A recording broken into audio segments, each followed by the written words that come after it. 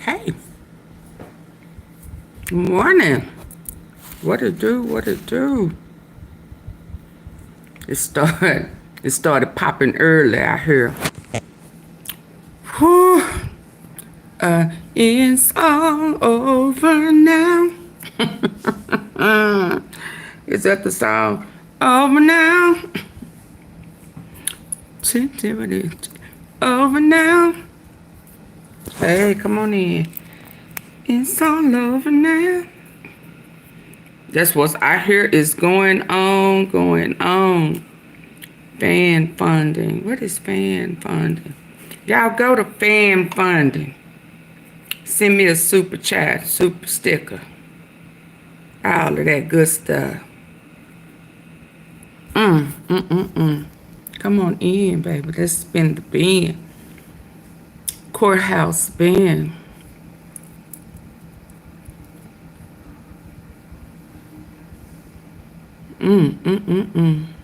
They say it's going down. Ain't that Mary song? Ain't that one of Mary's songs? I'm singing It's All Over Now. And I'm saying, what's that song? I'm going down. Diddy's going down. 'Cause everybody's snitch on him.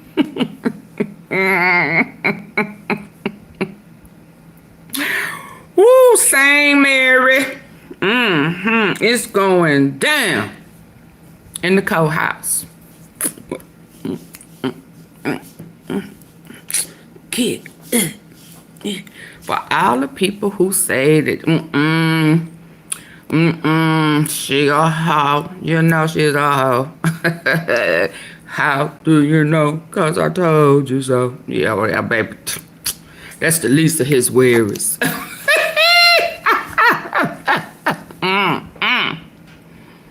Y'all gonna believe me one day. Didn't I tell y'all he had somebody that was working with him on the force? Didn't I tell you? Didn't I tell y'all he did not know that them laws was coming, because whoever would normally on the inside that would inform him of things didn't get the memo. So he couldn't warn him. So word on the street is word on the courthouse streets.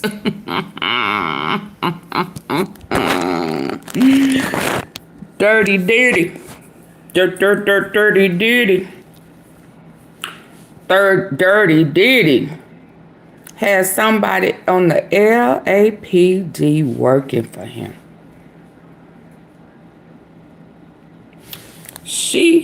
Capricorn, she brought it now. She brought it yesterday.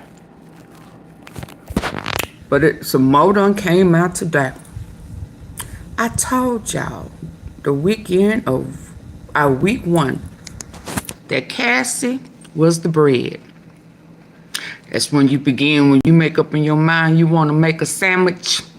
First thing you go do is go get the bread, baby. You get the bread.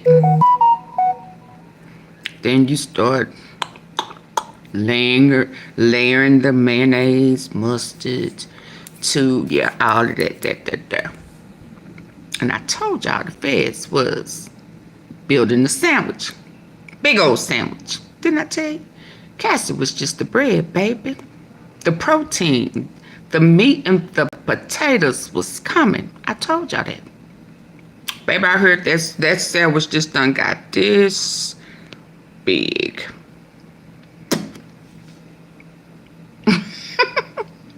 Y'all ready? Y'all come on in. The few that's in here, come on in. Come in hitting the like button first. I don't have time to play with you. I have my own sandwich, breakfast sandwich right here. I haven't eaten yet.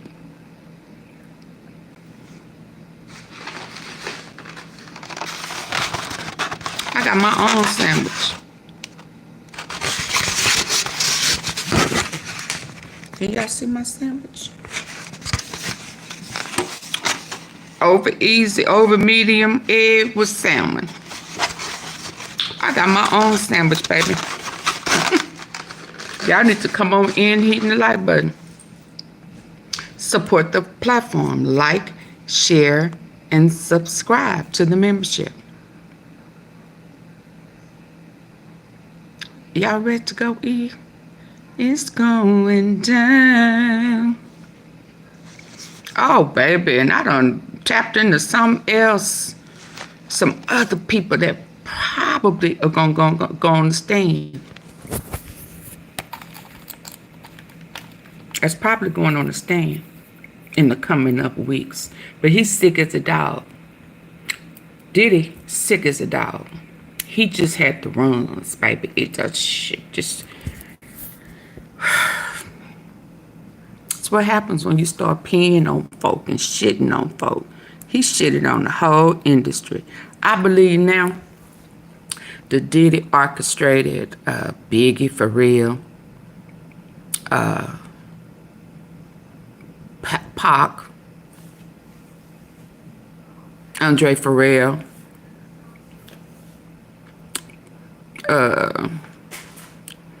who else died like just suddenly? Kim Porter, Chris Lyles, one of his other, Chris Stokes, somebody that just died or took their own life.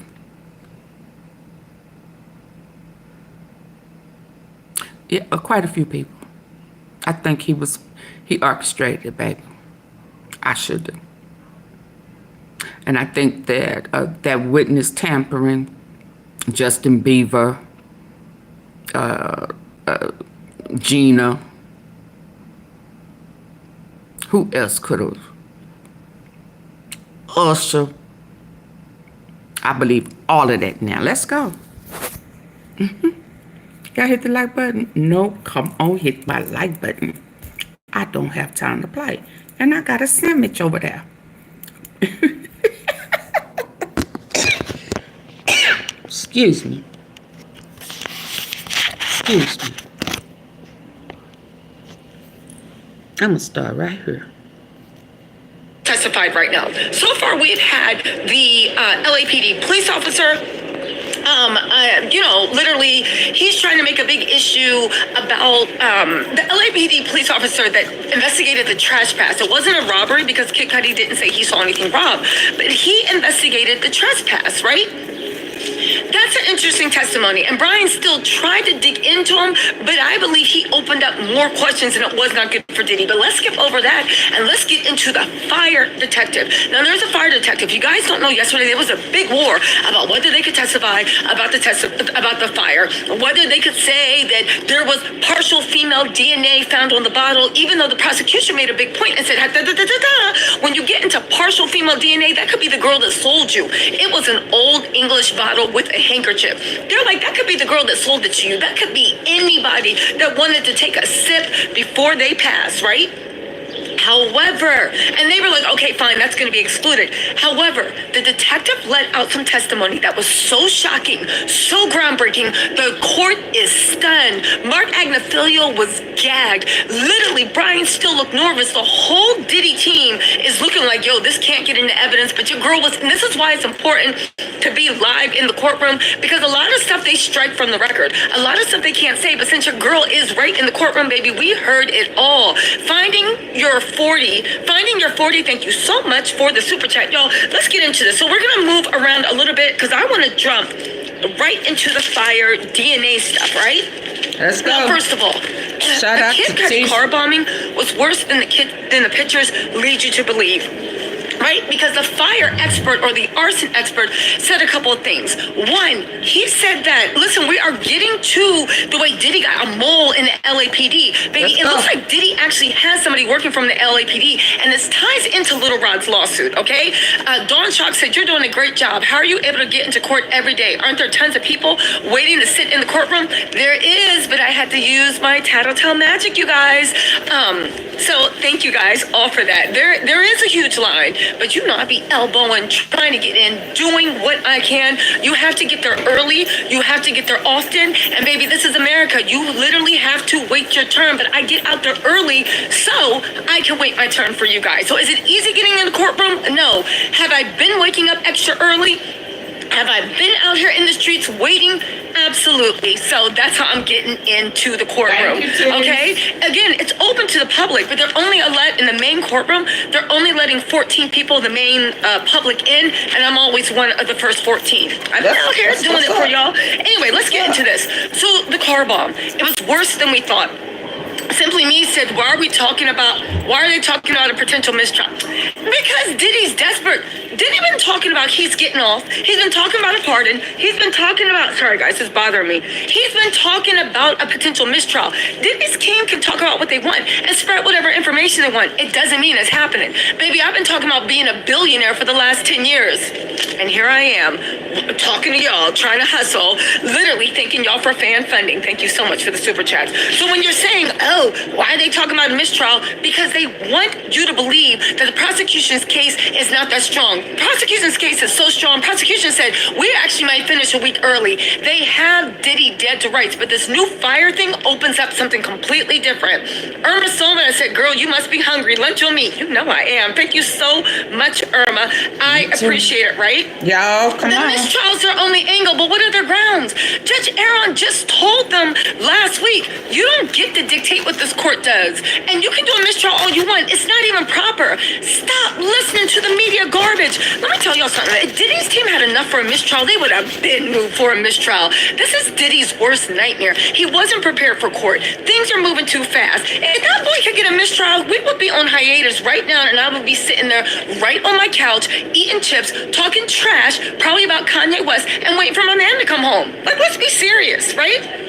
Anyway, listen, getting back to the car bomb. The car bomb was worse than anybody ever thought. Why is that? Because they said that there were two other vehicles in the driveway. They said that it was covered by a lot of foliage. They said that the way it was set, it was intentional, and it looks like they wanted it to explode, catch the foliage on fire, and then because it was 10 feet from the house, catch the house on fire. They said it very easily could have done that. It was 10 people in the house. Started the next LA wildfires, or at the very least, Kid Cudi's house easily could have blown up. Now I know we just 10 people in the house. It didn't happen, but you know what? Let's hear it for incompetent goons. Let's hear it for incompetent goons because they showed pictures. 10 people in the house. And what they actually discovered was super, super shocking.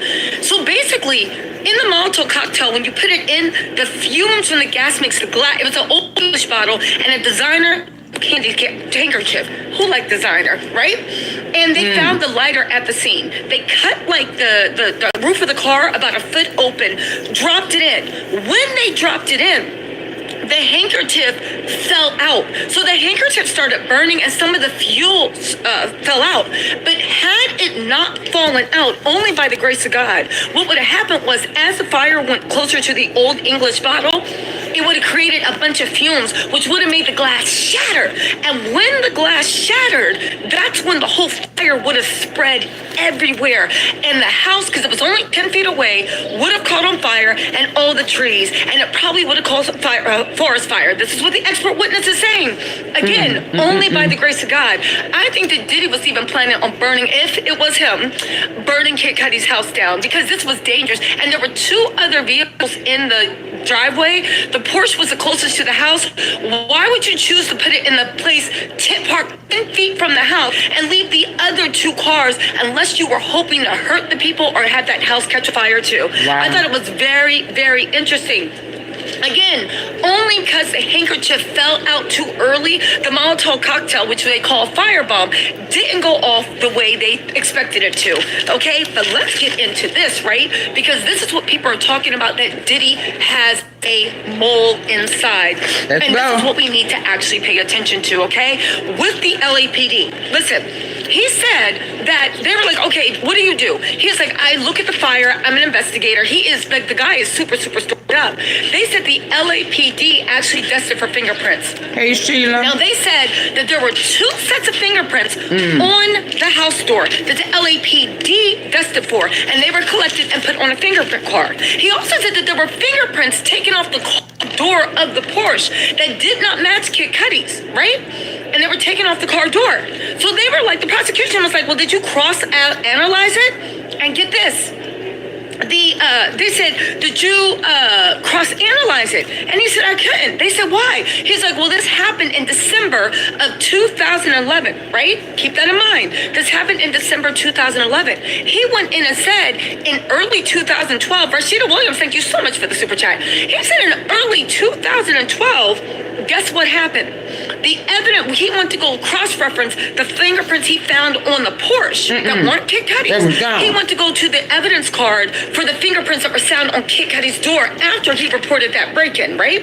He went, guess what? The evidence was destroyed. The evidence, the fingerprint cards were destroyed. The fingerprint cards were destroyed. The prosecution said, is that normal? He said, absolutely not. This is the fire investigator. He said, absolutely not. She said, well, what normally happens? She said, if they find prints on the scene, and I'm conducting my arson investigation, they give me the prints to cross-reference everything I find. At the very least, if they decide to destroy evidence, he said it's very, he said it's very. He also said that even if they do decide to do that for whatever reason, they always talk to him because he needs the evidence to cross-profile. They said it was destroyed too quickly. It was destroyed not out of protocol, and he automatically said he was not consulted, and he 100% usually is. He said it was highly unusual. When that happened, Mark Agnifilo was like, Yana, objection.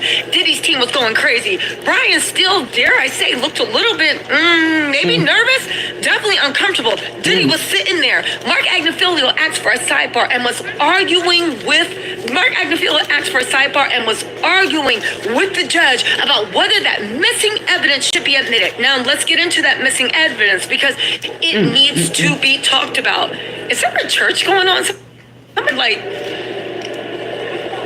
I don't know. There's some type of music going on. Sorry, I'm being nosy. Anyway, right? This was insane.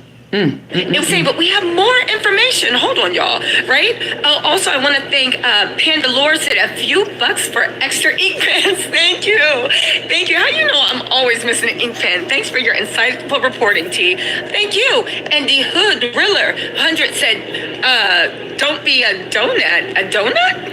Hit that like button. What's that? Anyway, right? Don't be a donut. Okay, sure, right? Okay, but here's the interesting thing.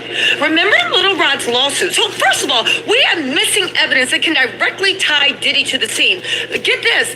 As much as they tried to make Capricorn Clark out to be a liar, when they actually were talking about, did you see a black SUV? The officer that responded to the scene saw a blacked out Escalade, like Capricorn Clark said, sitting outside of Kid Cudi's house. Now we'll get into the timeline. And the guy said, because it looked suspicious, he took the license plate down, and that license plate was registered to Bad Boy International. Oh, wow. Exactly. Cami Gutierrez said, love all your coverage. May God continue to use you and your joyous spirit. Oh, thank you. You're definitely a light in that room. Oh, thank you so much, right? So listen. So anyway, so what was I gonna say? It was registered too. So anyway, let's get back to this because there's so much stuff, and then I gotta run back up to court. But let me let y'all hear this, right? So anyway, so there's missing fingerprint evidence. He said the LAPD handles the fingerprinting. He just cross-references with his samples. He went to go cross-reference it because they got some prints. The evidence was mysteriously destroyed. Nobody knows why. It was destroyed too soon. It was destroyed without permission. It was destroyed. The defense is like, Your Honor, objection. They want this thrown out. But let's walk to Little Rod's lawsuit, okay? I know Diddy wish he had paid Little Rod. I know that Diddy wishes he had paid Little Rod his $50K. Shayna Johnson said, thank you for giving us the All you wanted was $50K? Shayna, thank you, Miss Johnson.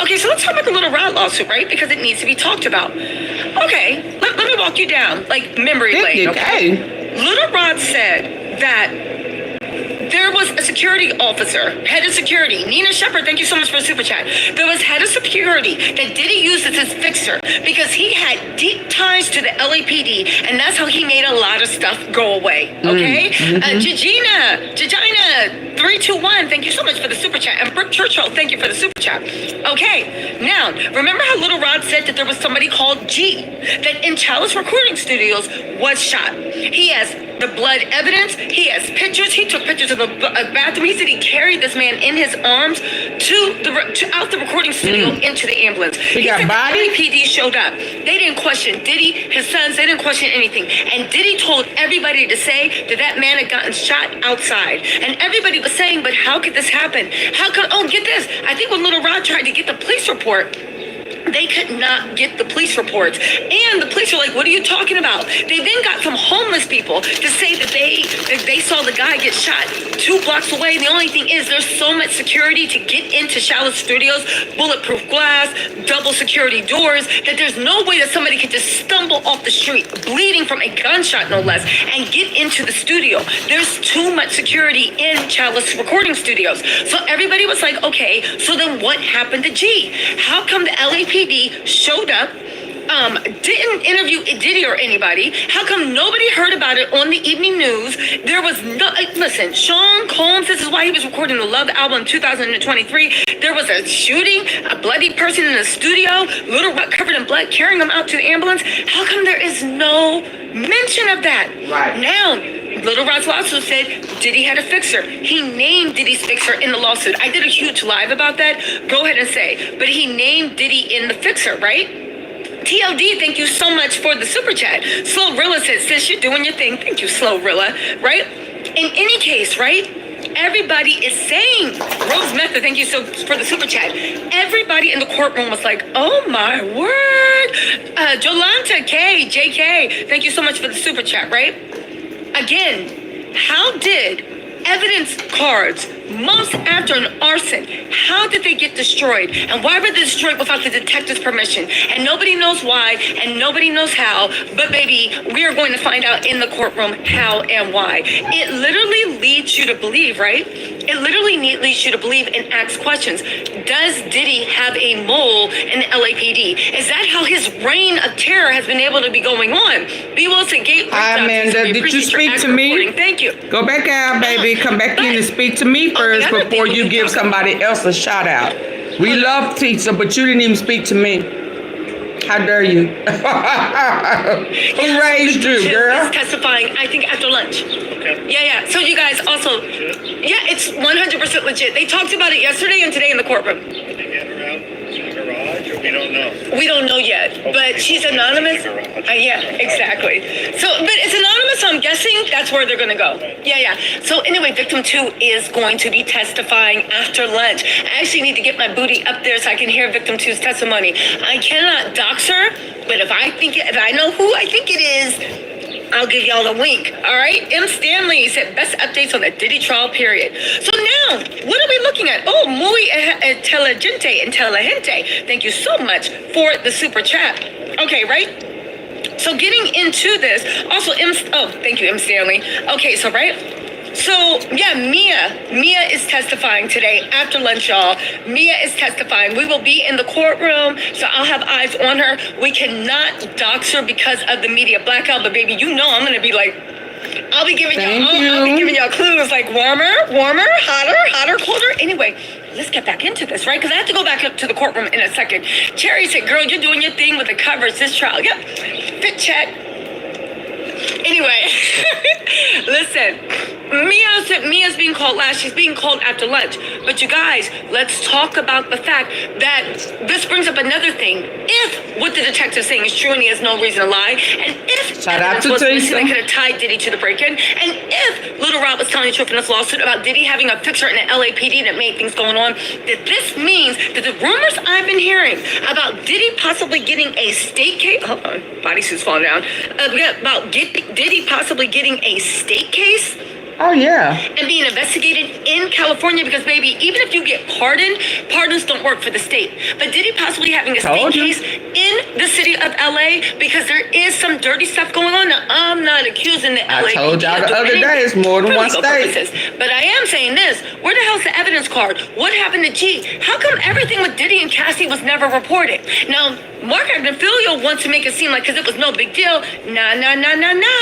It doesn't work like that. Let's get into what the officer said. Now, as Brian Still was on the cross, and you know Brian Still, he's very, very good. He even got that derelict young thug acquitted, even though we see by him calling Kid Cudi a snitch, that at the end of the day, I don't understand it. I get everybody was behind him because Fulton County seemed like they were really corrupt, but how come we can't get behind an innocent person getting off against a corrupt system? Again, it's like, okay, fine, you beat out the game, but clearly your mind. Anyway, we ain't talking about Young Thug because shout out to Mariah the Scientist. Her new song is amazing. Make sure y'all go stream it. Let us break these chains of oppression so that she may find a man that accepts all her love. But anyway, let's get into this, right? So, the police said something very interesting too. Now, they tried to poke holes in Capricorn Clark's story, even though we can clearly see the map. Even though everybody from LA knows the area she's talking about, they are still trying to convince the jury that there's no way they could have chased Kid Cudi because Kid Cudi lives on a dead end, a cul-de-sac. He does not, and you can get out of there. All you got to do is make a left until you get to the cul-de-sac. Kid Cudi knows how to get out of his neighborhood. And when I heard that, I was like, Diddy, stop playing. Stop trying to make fetch happen. There's multiple. Stop trying to make fetch happen. There are multiple exits, and y'all are dragging it. Okay, so that happened, okay? Now, Darlene Colbert Turner, thank you so much for the super chat. And what's his name? Hold on, just missed one. Holly Andrews said blazer infos, please. This is an ALC blazer dress. I've been sitting in the courtroom with a jacket over my knees because this is more like date night. When you sit down, it's like party on top, date night on bottom. But you know, I've been keeping my modesty in the courtroom, making sure I wear. Anyway, y'all don't care. Anyway. So with the police officer, that's something very, very, very interesting because the police officer pretty much in my mind corroborated Capricorn Clark. First of all, stop trying to make fetch happen. He don't live on a dead end street, and that's his neighborhood, so he knows to make a left on the street before the dead end happens. Right. Everybody that's been up there was like, no, you can. It's not a dead end. For God's sake, stop it with the dead end. And they're showing us a map where it's like, that's not a dead end, that's not a dead end, that's not a dead end, right? But he also said some other important things that I think we actually need to address. First of all, okay? Capricorn Clark said that Diddy grabbed her at 5:30 a.m. Wonder Woman said, smash that like button, yes. So listen, Capricorn Clark said some interesting things. She said that Diddy grabbed her around 5:30, somewhere between 5 and 6, okay? Now, the police said that they got called to the house about 8:20 and they saw Diddy sitting out there. Now, I think this timeline makes sense. Capricorn Clark said that they went to the house, she called, she was so scared, right?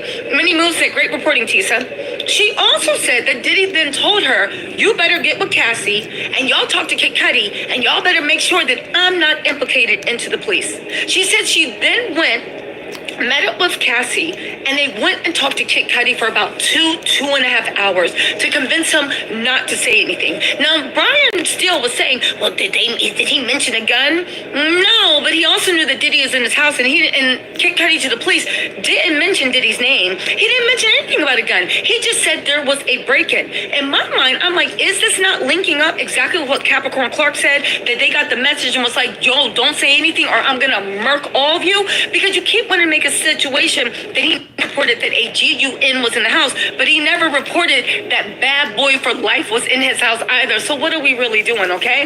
Then he went on to say, if you look at that 2-hour time frame, where she's like, oh, we talked to him for about 2 hours. 5:30, they know the break-in's happening, it's early in the morning, and all of a sudden the police get a call and they show up maybe 20 minutes later and they show up at 8:20, 5:36, 2 hours, there we MF and go.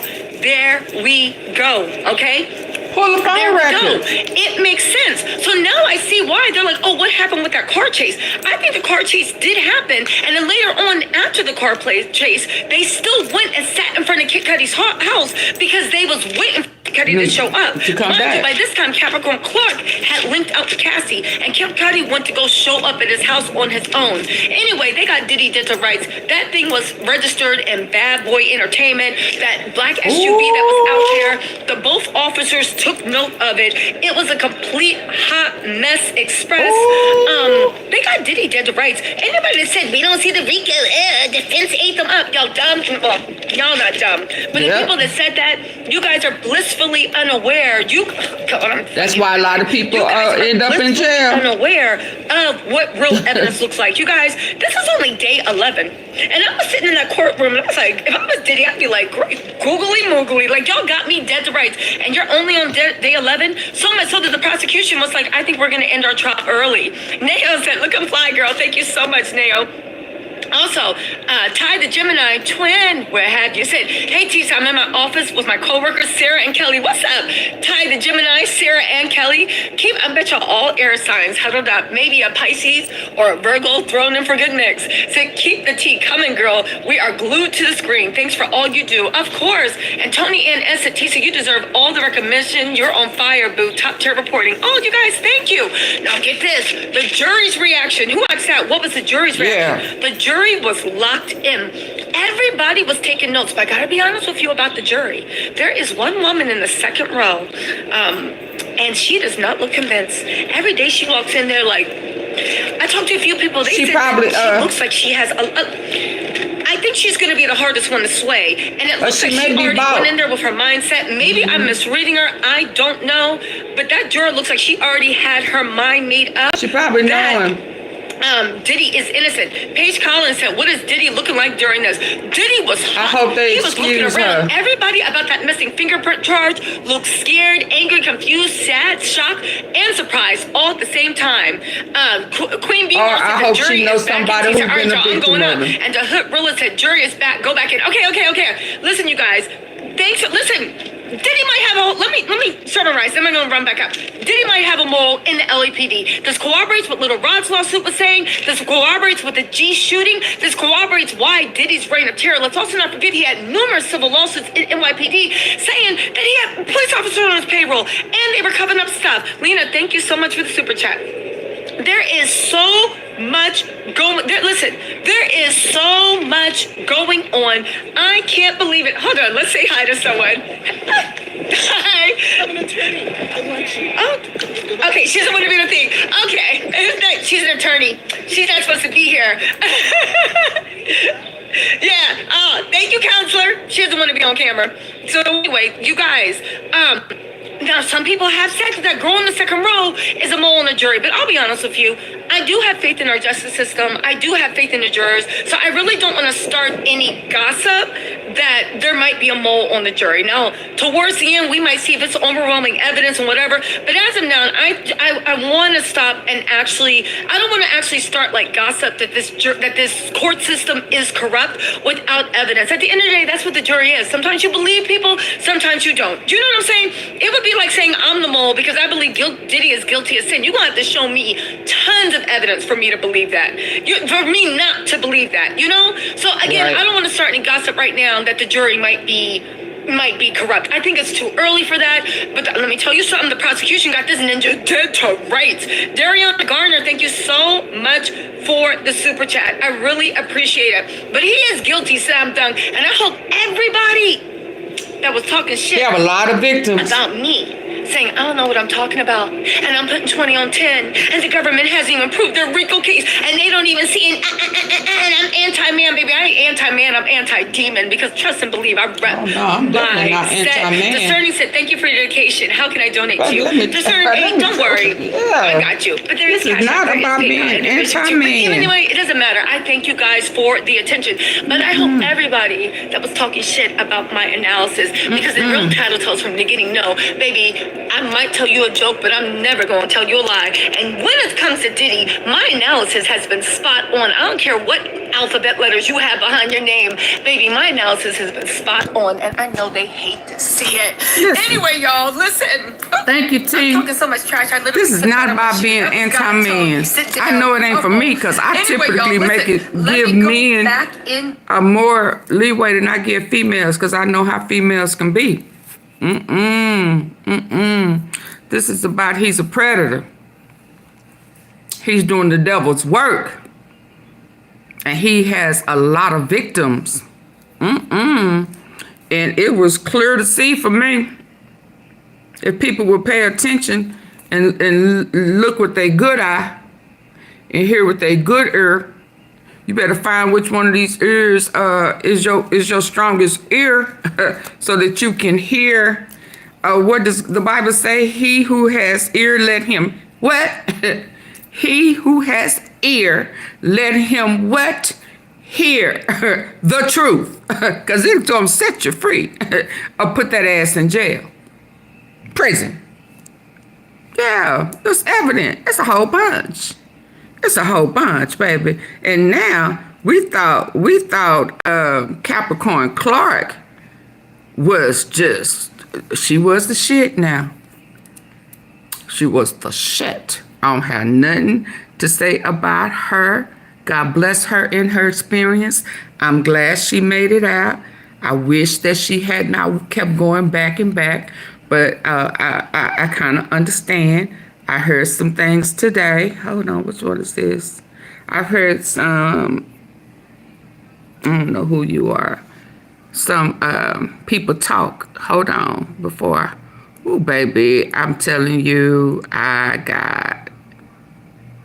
got some, ooh, tampered witness, some attorney statements. Let me start here while we wait for them to get out for lunch. Let's go. Introducing Hardee's home. Y'all ready? Give my likes up. Like, share, and subscribe. What you saying? Hold on. Hey y'all, it's Lauren LaRosa from on. The Breakfast Club. Sorry to interrupt, but y'all know how I do. Law all over your ready. These little family lawyers finesse you into a little check. Shouldn't nothing be little sensation with no money down. So make sure y'all go holler at my dogs, no pun intended, over at Top Dog Law. That's Top Dog Law on Instagram and topdoglaw.com. What you say, now, baby let's girl? Get back Hold to on. The Breakfast Club. Hi, Heather. Wake that ass up. Wake that ass up. Wake that ass up. Wake up. Man, yesterday, y'all, Diddy's team messed up Capricorn Clark on the stand. So Capricorn Clark, they went through a lot of things, and she was able to fill in context for a lot of things, and we'll get to that. But the biggest mess up for me was People who Capricorn Clark is. Because she was pro Diddy. Of Diddy's. She was also, pro Diddy. Came back to work for Diddy as like a head of marketing of some sorts for Sean John. She's had a few different roles because she's worked for him off and on since like 2011.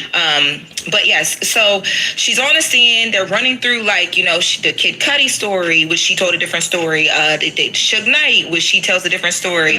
The lie detector test.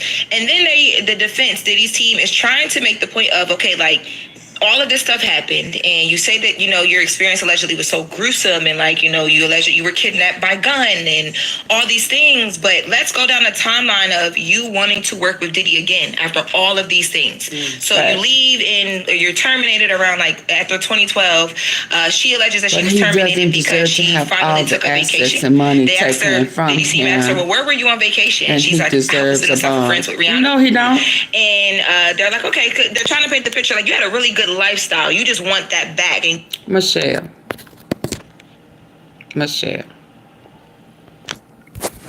Precious, how you doing? How you doing? You new here, but don't take everything from his family that he worked for.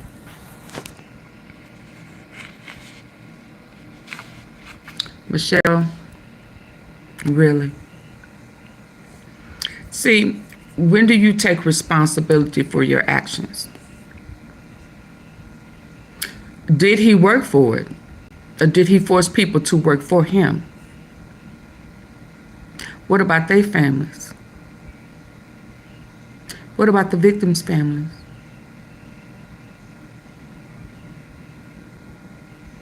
What about the people that he has aped, that has mental issues? What about their families? Should his family be more important than the victims and the victims' families? Because there are a lot of victims. There are a lot of people who worked and didn't get paid. People are owed millions.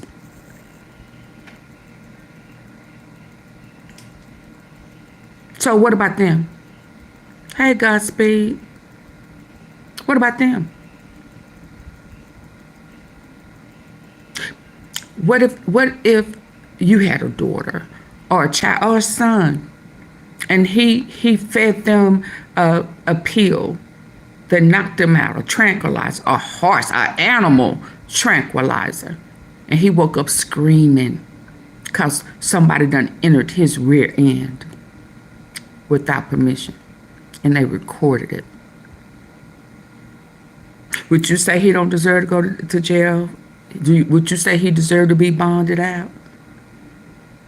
Would you say that we need to leave some money for his seeds to continue to grow? And let's talk about the seeds that has followed in his daddy's footsteps on the yacht. Another worker that he tried to force. So you think that kid needs to have money to continue the legacy, to continue the mob, to continue the racketeering? Really, Michelle? Really? Are you thinking with the side of the brain that is the strongest?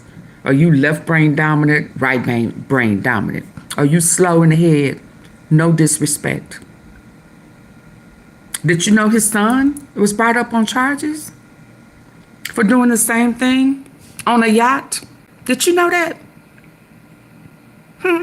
So you think that people should be concerned about him leaving money for his kids? Oh, because his mama's gone. That they say that may have been caused by him. So if he didn't care about his kids, do I need to say the rest? What about Ava, the little girl that he say he adopted? She didn't know what storyline she was supposed to go with. Then she ended by saying, I'm a Scorpio. Like she is soliciting to meet somebody on a dating app, and she was 12. What about her, Michelle? Are you sure you want to do this with me? Really? Really? Really? Sometimes you just need to sit back and hush and don't let people really see how simple-minded you are respectfully, because what you're saying don't make no sense. He don't need to have a dime to start over. To start over. You know how many people are missing? What about their family? Now we finding out that evidence. How many other situations have evidence since you have a mold on the LAPD? This sounds so similar to the DOLPH. It's all full circle, baby. It's bigger than what you think. So sit back. Sit back. Yeah, you thinking you thinking with the little brain, not the big one. Respectfully. Let me be clear. Respectfully.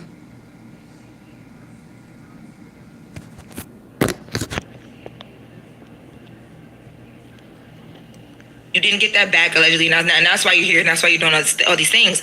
And she's like, they bring up an email to show that she was in conversations about being upset that they were upset that she took this vacation. She says she gets back and she was terminated. So she can't even take a vacation. She says that she was unable to find consistent good work. So somebody who worked 20 hours a day on a good day, and if it's a bad day, she works 22 hours a day. No break, no lunch, no none of that.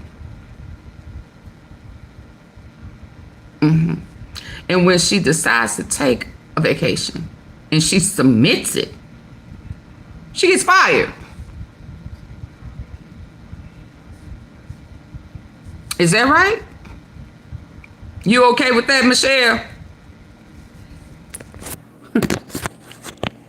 I'm just asking, since you put it out there. She's alleging that Diddy blackballed her. She says that at one point, she went and sat down in a meeting with Jimmy Iovine, who told her, like, look.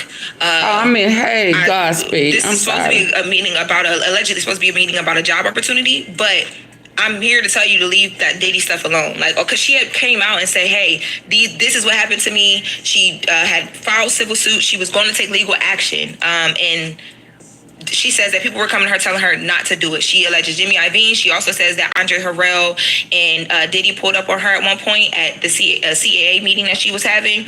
But that conversation set like a foundation of she couldn't get work. So Diddy's team now is trying to prove that like Diddy had nothing to do with that. You just weren't able to get work. So they're like, wait, we're going to show you this recommendation letter that he wrote for you in just as recent as 2021.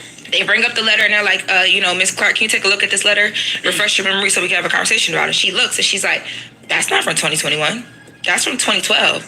And the defense attorney like stops. And we all like, I'm just like, well, maybe they got the dates wrong, whatever. And then the defense attorney, Mark Agnifilio, says again, no, take a look at this letter. This is a recommendation letter that, Mr. Combs wrote for you in 2021. Again, they're trying to say to her, there's no way you were blackballed, allegedly, if he's helping you. Letter, right? Exactly, right? And she's like, no, this letter is from 2012. This is from the settlement that happened between us in 2012. Now we all in the court like, settlement? Boom! Look at y'all. Tell them what the settlement was. So the settlement, there was she had claimed that she was, blackballed. So, she couldn't work. So they didn't know about the settlement. She was so stressed from work that she was losing hair and then all these things, right? And it amounted to her not having a job. She alleges that her in 2012. Now we all in the court like settlement. Boom! Look at y'all. Recommendation letter that Mr. Combs wrote for you in 2021. Again, they're trying to say to her, there's no way you were blackballed, allegedly, if he's helping you. Letter, right? Exactly, right? And she's like, no, this letter is from 2012. This is from the settlement that happened between us in 2012. Now we all in the court like settlement. Yeah, they was trying to trip her up. Tell them what the settlement was. So the settlement, she had claimed that she was blackballed. She couldn't work. She was so stressed from work that she was losing hair and then all these things. Right, and it amounted to her not having a job. She alleges that her home was taken. She wasn't able to provide for herself. Right. Her son, who was autistic, she wasn't able to provide for her son. So she was like, I need something. I'm trying to get my life back. But the settlement basically was that they came together. Her and Diddy allegedly agreed that they wouldn't go anywhere and disparage each other as long as she was settled out. But a part of that settlement was she asked for the recommendation letter to happen because she wanted to be able to work. So she knew where that letter was coming from, so the defense had it wrong. Oh, not only did she know where it was coming from, when she clarified with Diddy's attorney, she said, they said, well, look at the bottom of that letter. Isn't that Mr. Combs' signature? She said, yeah, but I wrote this letter. Jesus. So how much did she get? Did they say? They asked. They were trying to figure out whether she could say it on the stand or not. And we didn't find out. But we tried to get to it. They tried to get to it a couple times. And then what did the prosecution do after that? The prosecution after that came back in and said, oh, okay, well, now that it's been introduced, right, that this settlement happened, the door is open. Let's have a conversation about, that time period in your life. Oh my gosh, she was already breaking down because the defense was pushing and it worked to the prosecution's favor because she literally broke down. But the prosecutors are like, well, let's get into it because they also brought up this meeting that she had in April 2024. This is after the raids had happened and all that stuff, right? And the defense tried to make it seem like, again, this is you just trying to come back and work for Puff. And why would you do that? You're willing to stand beside him after all these things have happened, but you had these claims and all the settlement or whatever. Prosecution's like, please explain why you wanted that meeting. When I tell y'all, she's bawling in tears and we're all just like, wow. She's like, look, I felt like basically it was better to be an ally than to be against him. I had come out, I made the claims that I made. We figured out this settlement. I went through so much since 2012 trying to get my life back. So when there was a conversation between my attorneys and the defense attorneys about coming back in April 2024, because basically they were trying to allegedly fix things. Like they wanted to figure out how they could restructure Diddy because everything was happening, the raids and all this stuff. So they wanted to use her as like the defense says she suggested it. The prosecution brought out of her that it was a conversation that was brought to her. She just entertained it. That she would basically be like, I'm the woman who's been here since 2010, 2011, 2012, known her since 2004. Basically, if I'm still here and I'm sitting beside him and I'm running all these things and I know the original formula, the businesses will still be able to go, but also it's a good look because all of these claims are from this time period where I was around. Why would I stand next to him in such a big way? And she's like, I only entertained that because I wanted my life back. Like, I literally lost everything allegedly. And like, man, she talked about... And in response to that referral letter that she wrote and Diddy signed, they wouldn't even have bought in the settlement if it wasn't for that, right? No. That wouldn't even have came up in court. I don't know. You would never known that Diddy settled with her back then. The prosecution, even, it was mentioned, like, they briefly were like mentioning the things and like kind of like there was so much that they were getting to because she was able to paint the picture of so many different things. But us being able to have the conversation about that recommendation letter, finding out that she wrote the letter, finding out that that was a part of the settlement, finding out that it was a part of the settlement because basically she was trying to make where she could work again. All of that came because Diddy's attorney introduced it and he thought that he was proving something recent and it backfired. Then she started talking about even being able to Chris Lighty. She brought up Chris Lighty, right? But let me ask you a question. What part of the trial is that what he's charged with? Because it wasn't she part of the kidnapping, right? Because she didn't get to that yet. She alleges that she was kidnapped by gunpoint and taken to Kid Cudi's house, and that she was made to stay in a car while they allegedly chased Kid Cudi through the Hollywood Hills. Kid Cudi didn't tell us that there was a chase. She alleges that she was overworked and underpaid, causing like physical change to her body and mental stress. She alleges that Diddy used his power to basically strip her of everything. Her home allegedly was being paid for by him. Her car, everything was taken from her the minute that she started complaining about things that she saw because she had witnessed the Diddy and Cassie physically get into it. And they tried to paint her as this like love struck, I had a crush on Diddy, I was jealous of Cassie, and she broke down crying and she said, I wasn't jealous of Cassie, I was upset that he messed up the program. He let this woman come in, mess up everything, and my life depends on this. My stakes are higher. Now didn't she say something like he didn't stop Cassie's career. Cassie stopped her own career because she wasn't talented. Cassie is not. She is not the biggest Cassie fan at all. Me and You is not on replay.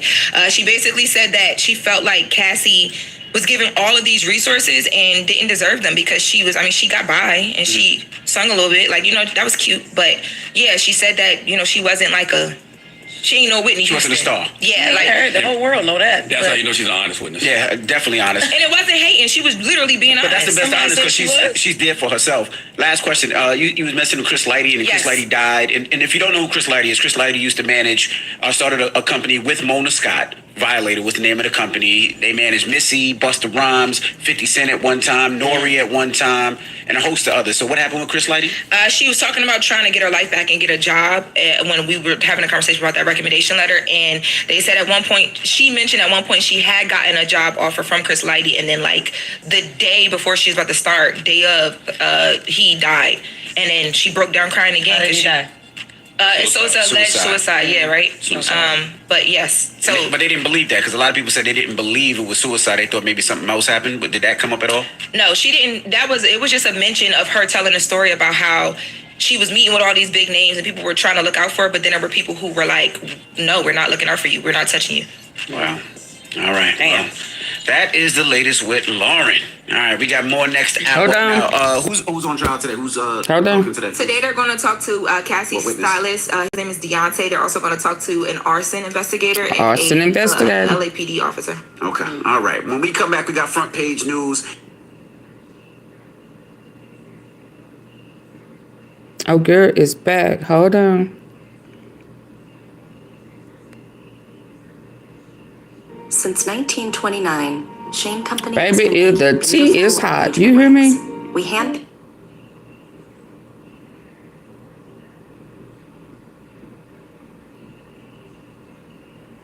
Well, come on, while you spinning, girl. Come on. His hands on her. He would say, "You keep acting like that." Anytime she did anything he didn't like, and that included having. Ooh. He was buying his freedom. Like he was buying people to destroy evidence. Like he was buying people. Now listen, I don't think but I think the implication was there. government literally asked the fire detective, yo, what happened to those missing fingerprint cards? And you know what I'm talking about? Go look at my other live. When they were like, yo, what happened to the missing fingerprint charge? All of a sudden, there was this tense charge. Your Honor, we want a mistrial. They said that the government was leading people to believe that Diddy was buying his way to freedom. They were leading people to believe that Diddy was buying people to destroy evidence. And I said, I mean, right? They said that it needs to stop because they were leading people to believe that Diddy was doing all this crazy stuff, baby. Right? They might not be wrong, but the point of the matter is they demanded a mistrial. They were hopping up and down. How many times have they tried to demand a mistrial? Your Honor, what they're doing. Sorry, I'm dropping my pins, right? Hold on a second.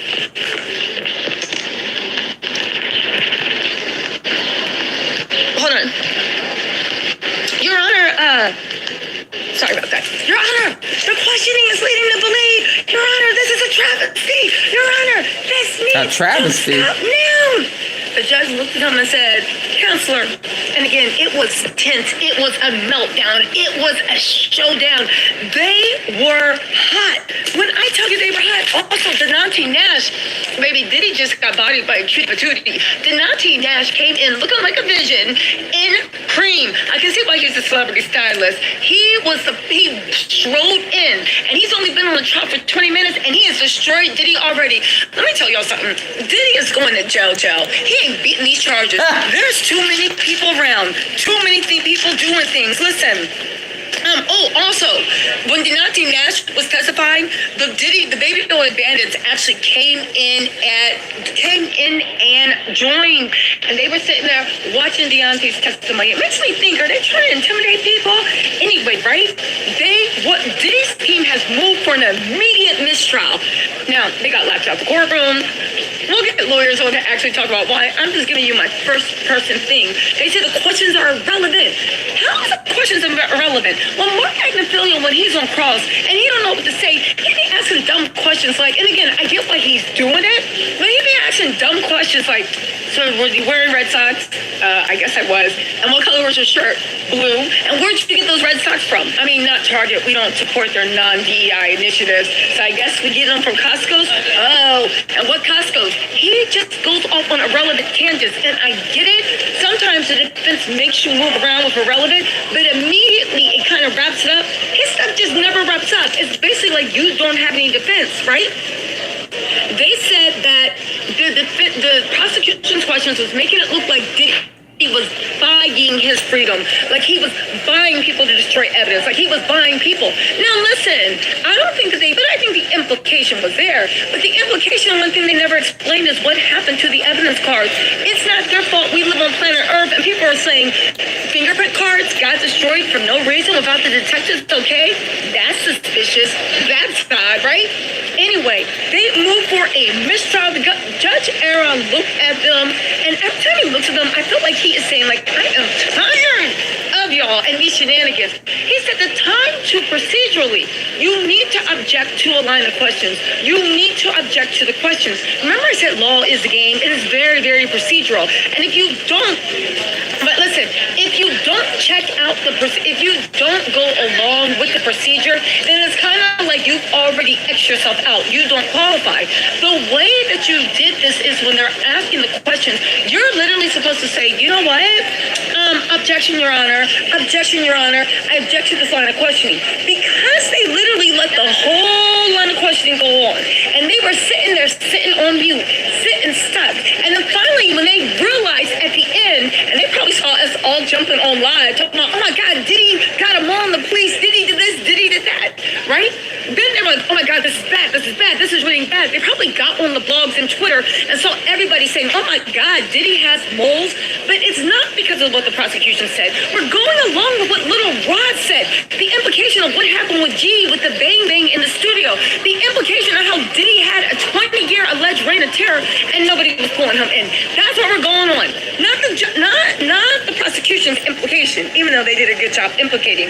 The judge said because you didn't object at that time, you didn't say everything. Now that you see that it's not hitting right, now that you see that everybody's looking at Diddy like, right, demon, now you want to strike it and you want to mistrial, that's not the way it works. That's not the way it happens. Fox Rules, thank you so much for the super chat. And also, Honeybee Therapy said, love your reporting. Thank you, Honeybee.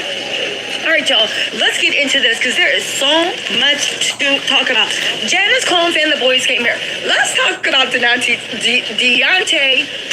Make sure I'm saying his name right. Let's talk about Mr. Nash, shall we? Because baby, Diddy just got bodied by a cutie patootie. We'll also get into the rest of the fire expert, Deontay. We'll also get into the fire captain's thing. Cindy said, listening during my lunch break. Love your reporting. Keep up the great work, Cindy. Thank you so much for the super chat. Again, let me just say this. Everybody was talking trash that said I was mistreating the trial and Diddy was going to go down and they don't know what I'm saying and I'm too biased. Well, guess what? I'm biased and I'm right. Take it up with God. It's not my fault. Take it up with God. I see the way the prosecution is building their case. I see the way the jury is reacting. Now, I'm not Nostradamus. I cannot predict the future. However, it's funny that my opinion of the way the case is going, from the beginning, the arc is coming around full circle, baby. We are in our redemption arc. Ooh, she sounds like somebody I know. Fire expert. Name I do want to say that AunTeaFee. Mark Agnifilio on a cross-examination of the fire expert, baby, the fire expert literally, he was running circles around Mark Agnifilio. At one point, what's the man's name? Hold on. At one point, I was just shaking my head like, can you please, Lance, Fire Detective Lance Jimenez? Thank you. Hey, you guys, we got Law Logic over here. We are going to collab. I know y'all know Law Logic on YouTube. He does the best breakdowns of Legal Eagle. We are going to collab sometime soon, and he is going to give his opinion. What's your handle? Good Logic, LAWGIC. As everyone calls me, I'll tell you that mistrial application, the defense had a point. The entire objective of that line of questioning was clearly so that the jury would come away thinking that Diddy has connections in the police force, and that led to fingerprint cards. And it worked. Go on. It worked, right? We all thought, all sitting there, oh my God. Yeah. Because he's like, the fingerprint card that was taken from the break-in into Kid Cudi's house, that goes missing. And he's like, that's not usual. And he's like, that's not usual. And that made the defense go nuts, because now the implication is that Diddy, because he's rich, powerful, or because he's Diddy, has connections with the police, that now they just remove evidence that might implicate him. And they went nuts and said, we need a mistrial. The judge pointed out and said, hey, you guys didn't object to this whole line of questioning. You never once raised an objection here. I thought they were going down for investigating, trying to show the DNA issues, and you never objected. As soon as you did, I sustained it, and I stopped the questioning, and I'll give a curative instruction. A curative instruction basically means I'll tell the jury disregard, and what normally he says disregard the answer, over here he says disregard all the questions and answers because it has no relevance to the case. And I thought that was a pretty healthy curative instruction, but the state was definitely trying to paint Diddy as someone who corrupted the police. So what do you say to my whole thing is they did a good job of painting him. However, we don't exist in the background. We know the other lawsuits against them. Yeah. This has been something in the civil lawsuits. You have police in your pocket. Little Rod's lawsuit, you have police in your pocket. So yeah, the judge did say that fingerprints went missing, but there's not a choir boy on trial. The fact that everybody's mind jumped to, oh, you're paying off, just lets me know that, like, I don't think public sentiment is looking at Diddy as innocent as he would like. You know? Yeah, I would definitely agree with that, Tay. Yeah. I think that public sentiment is that, especially if you've been sitting there watching the trial, they've done a good job of portraying him as being a monster. Yeah. Whether he committed these crimes or not. He can't control his anger. But they had one witness after another talk about the physical abuse, the emotional abuse, the threatening. Even today, right now, we heard about threatening parents. You're probably going to get to But that. Deontay Nash, we're about to get to this. He threatened Cassie's parents. Crazy. Yeah. It's crazy. But the question is it sex trafficking, and are they RICO charges? And we also have to see what the defense comes forward. I think so. Also, give them the handles one more time. We are going to, when we have more time, we are going to sit down, but give them your social media handles. On the weekend, He is for Sunday, he is a certified lawyer, and when I tell you his legal takes are chef's kiss, why don't you give your handle one more time? So I'm Joan Yearman. My channel on YouTube and Rumble is Good Logic. You can find me on X at the following pro. And I'm dropping 2 videos a day, plus I do a live stream at night. I urge you to check out her. I'm shipping. But you guys are already here. You guys Okay. check out my coverage. I'm giving a different kind of take on focusing on how the law is working with respect to this fraud. Okay, thank you. No problem. Okay, so listen, make sure you catch it out, even though I'm giving a long take too. But you know what? Check everybody out. Anyway, you guys, listen. Let's get into Deontay Nash. Now, listen. You guys know, yes, I do think Diddy is guilty as all sin, but you know why I'm out here in the courthouse. I'm going to talk to everybody and get everybody's opinion on what's going on, because like I said, I'm not God, nor do I pretend to be. But I want you guys to have varied opinions. The good, the bad, the ugly, it doesn't matter. I want you guys to have the varied opinions, okay? And that is just another opinion, even though, baby, he's agreeing with what we're saying. Again, thank you And so he's an much, attorney. Honeybee. Again, also, Cindy, I hope you're done eating lunch. One powerful idea is that reporting part, excellent. Keep it going. Also, why not react to this? Is my first time catching a live stream. I've been watching you since 2023. What's up? You remind me of a young Wendy Williams with your laughs and minus Kevin and the drug use, right? You remind me of a young Wendy Williams with the laughs and fierce reporting. I love it. Keep doing your thing. Thank you so much. Shout out to the Queen, Wendy Williams. Yashar Shahara said, keep putting in that work, Tisa. Also, Yeah, he hold did on it really today. quick. I mean, he did it to Also, Wendy. here are Copel said, Tisa, I'm glad you got security. How y'all know I got security? How y'all know that's just not my man standing in the corner? Anyway, Tisa, I'm glad you got security. Some YouTube, for a YouTube content creator. Baby, you know my man don't like anybody yelling at me at all. It's all love, but he doesn't like people yelling at me at all. Hold on really quick, y'all. I gotta get this.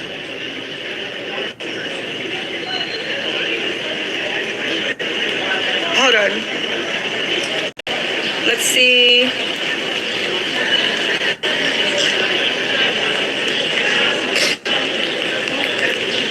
Hold on. 1 second.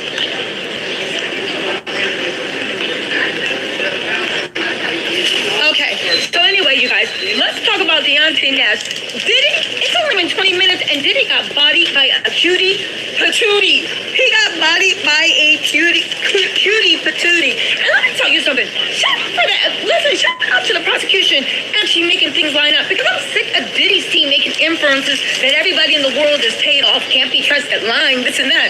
The minute anybody points out his shit, all of a sudden, mistrial, objection. Victoria Space, thank you so much for the super chat. Thank you so much for the super chat. Okay, so let's get into Deontay Nash. He made devastating testimony, and then we'll get into the fire expert. He did so good. Now, listen to this. And the thing is, I now see, he said he spent a lot of time with Cassie. I now see Cassie's delivery. That's what everybody's delivery is. Just very nonchalant, but in a very devastating way. He came ready to play. So he was, so anyway, he came directly to, why not react? Thank you so much for the Tattletoes family, okay? He came directly to, came in, right? Now, he is Deontay. I think he was in the room when the stuff with Bona happened. He said he spent all his time with Cassie. He was in all whitish cream, like a light cream, cutie patootie. Emily Comey was on the 1s and 2s. She said, okay, so she said, do you want to testify? He said, absolutely not. He was subpoenaed to be there. He's a celebrity stylist. He did Diddy and Cassie styling from 2008 to 2018. He moved to New York. Early in 2008, he responded to a Craigslist ad. He became a fashion intern with Derek Roach, that's Diddy's stylist. He stopped in 2018. They showed him a picture of him. He said, do you recognize yourself? He said, yes. He said, I look amazing, which he did. Right? He looked amazing, darling. Stop 2008. He said he looked amazing. He said he looked amazing. He paid via he said he looked amazing. He was paid via Sean Diddy Combs Company. There's the forfeiture, there's the legal laws right there, right? There's a what? Super close with Cassie. There's a what? Hold on. Hold on. She said that Cassie was dating Diddy. He's a celebrity stylist. He did Diddy and Cassie's styling from 2008 to 2018. He moved to New York. Early in 2008, he responded to a Craigslist ad. He became a fashion intern with Derek Roach, that's Diddy's stylist. He stopped in 2018. They showed him a picture of him. He said, "Do you recognize yourself?" He said, "Yes." He said, "I look amazing," which he did. Right? Then he said, stop 2000. He said he looked amazing. He said he looked amazing. He paid via he said he looked amazing. He was paid via Sean Diddy Combs Company. There's the forfeiture, there's the legal laws right there, right? Okay. He said he was super close with Cassie. They spent all their time together. She said that Cassie was dating Diddy. He knew pretty early on, between 2009, 2010. That's when he found out they were dating. Erica Bell said, "Tisa, we appreciate you. It's sad to see our black moguls going down like this. What's done in the dark shall come to light." It's so weird. You say that, but it's only Diddy. There's a million other black billionaires in America. I get what you're saying about the black Yeah, moguls, but it's Diddy some is more one that's gonna person. come out There before are it's over, maybe Tisa. not hundreds, but tens of black billionaires in America, and that's not even counting overseas. Like, come on now. No, baby. Just like Bill Cosby saying, "Oh, the black moguls," but everybody else was fine. Anyway, Tanya, thank you so much for the super chat.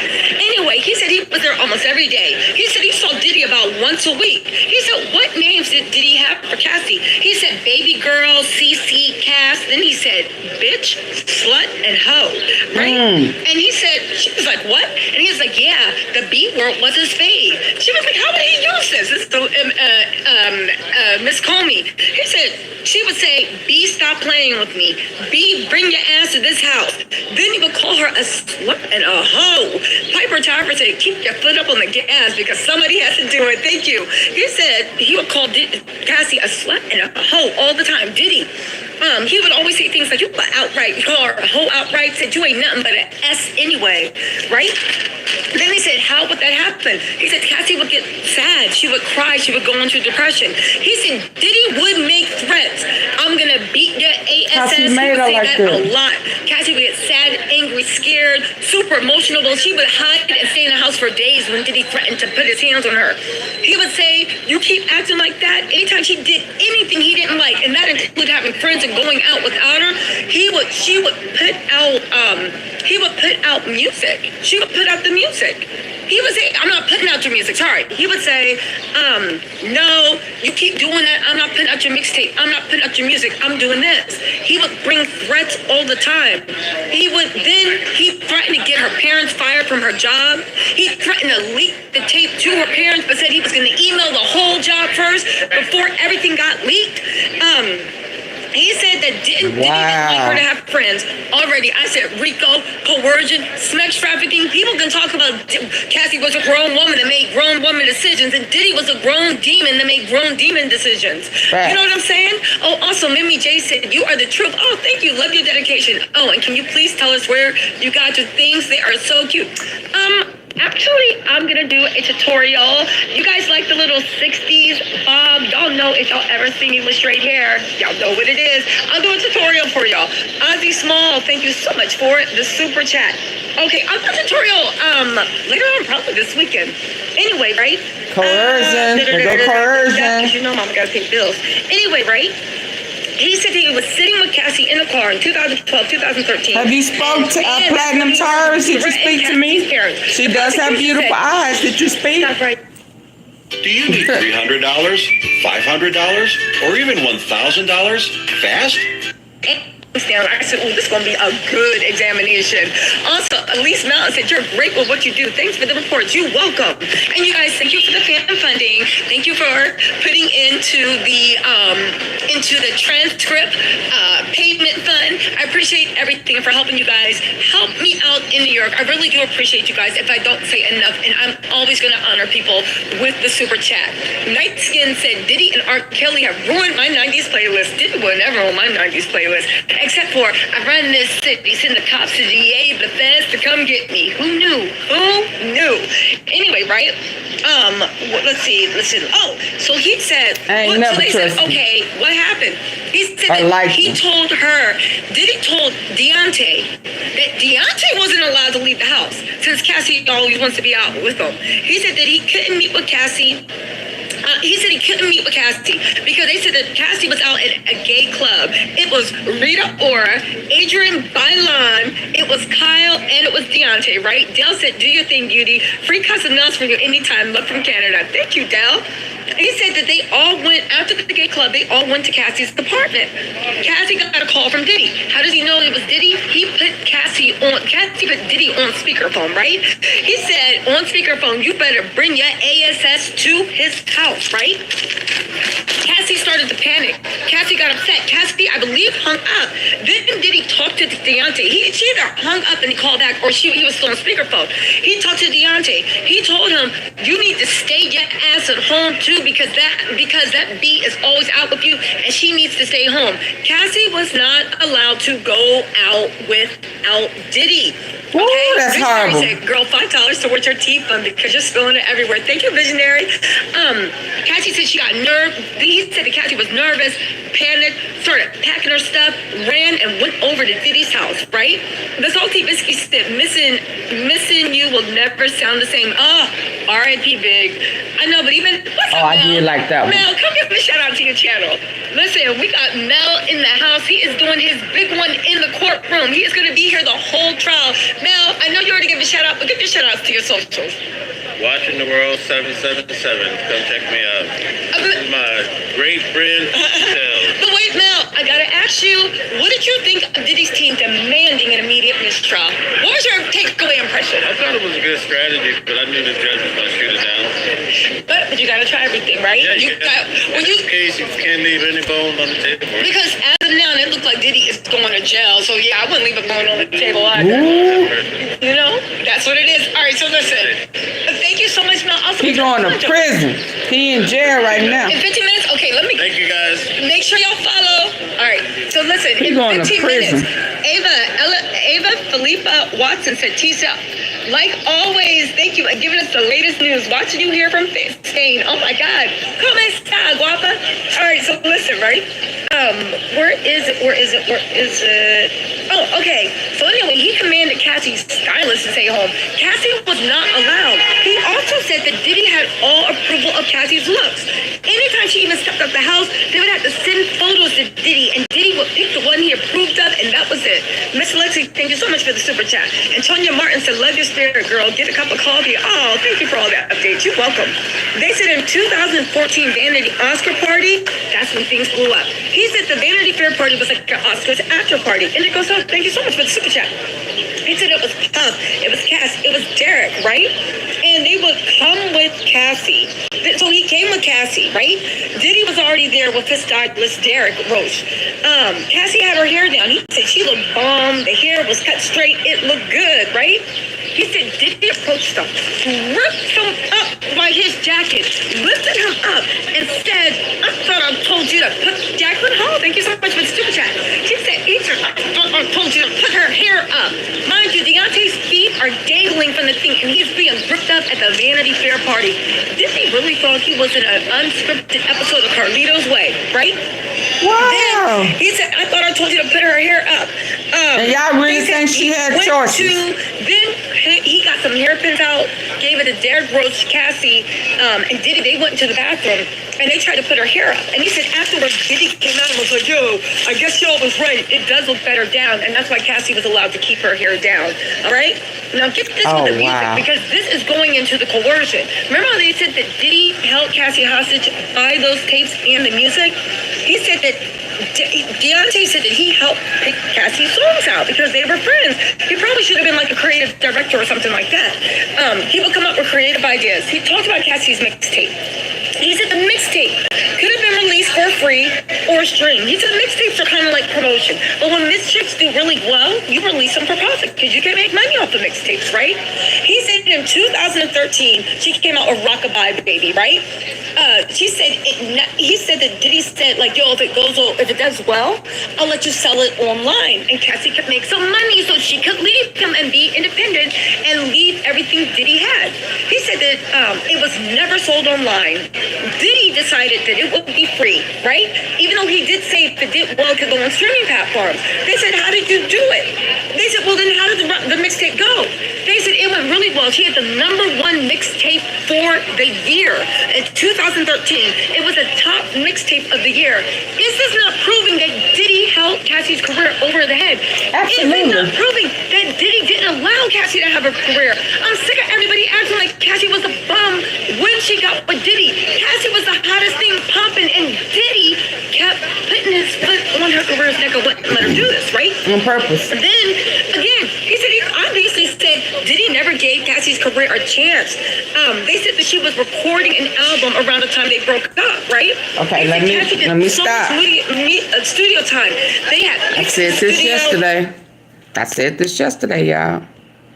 Hold on. I cannot say he did not give her a chance. He gave her a chance. She blew it on MTV. And after that, he never really, at that point, that was it for him.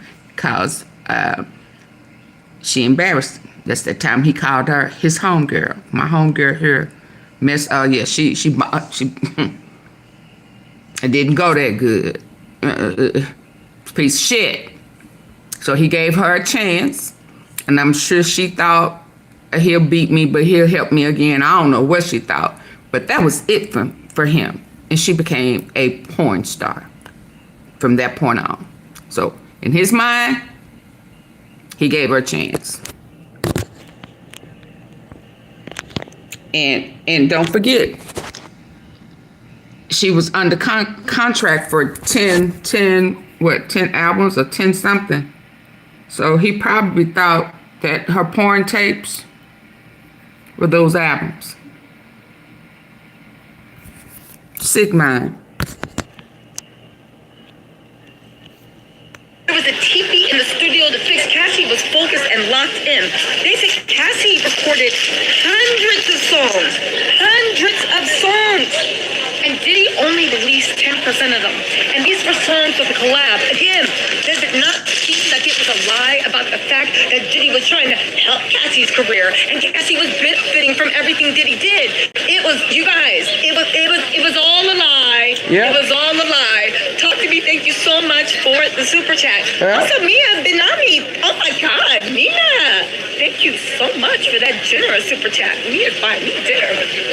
Listen, so anyway, they said also. 1 second, Tisa. What's up? I'm gonna check her. Hey, what's up, guys? Hey, she doing a great job. I love Tisa. Oh, thank you. That's my girl. That's my new friend right there. I love you, Tisa. Well, hold on. Let's get into this. Why don't you give your shout outs? Big Ratchet, man. I'm gonna Ratchet. Be talking incels and shit about black women, but go on, Ratchet. Oh, Ratchet made it, y'all. Man, y'all go subscribe. Salute to Tisa Tell.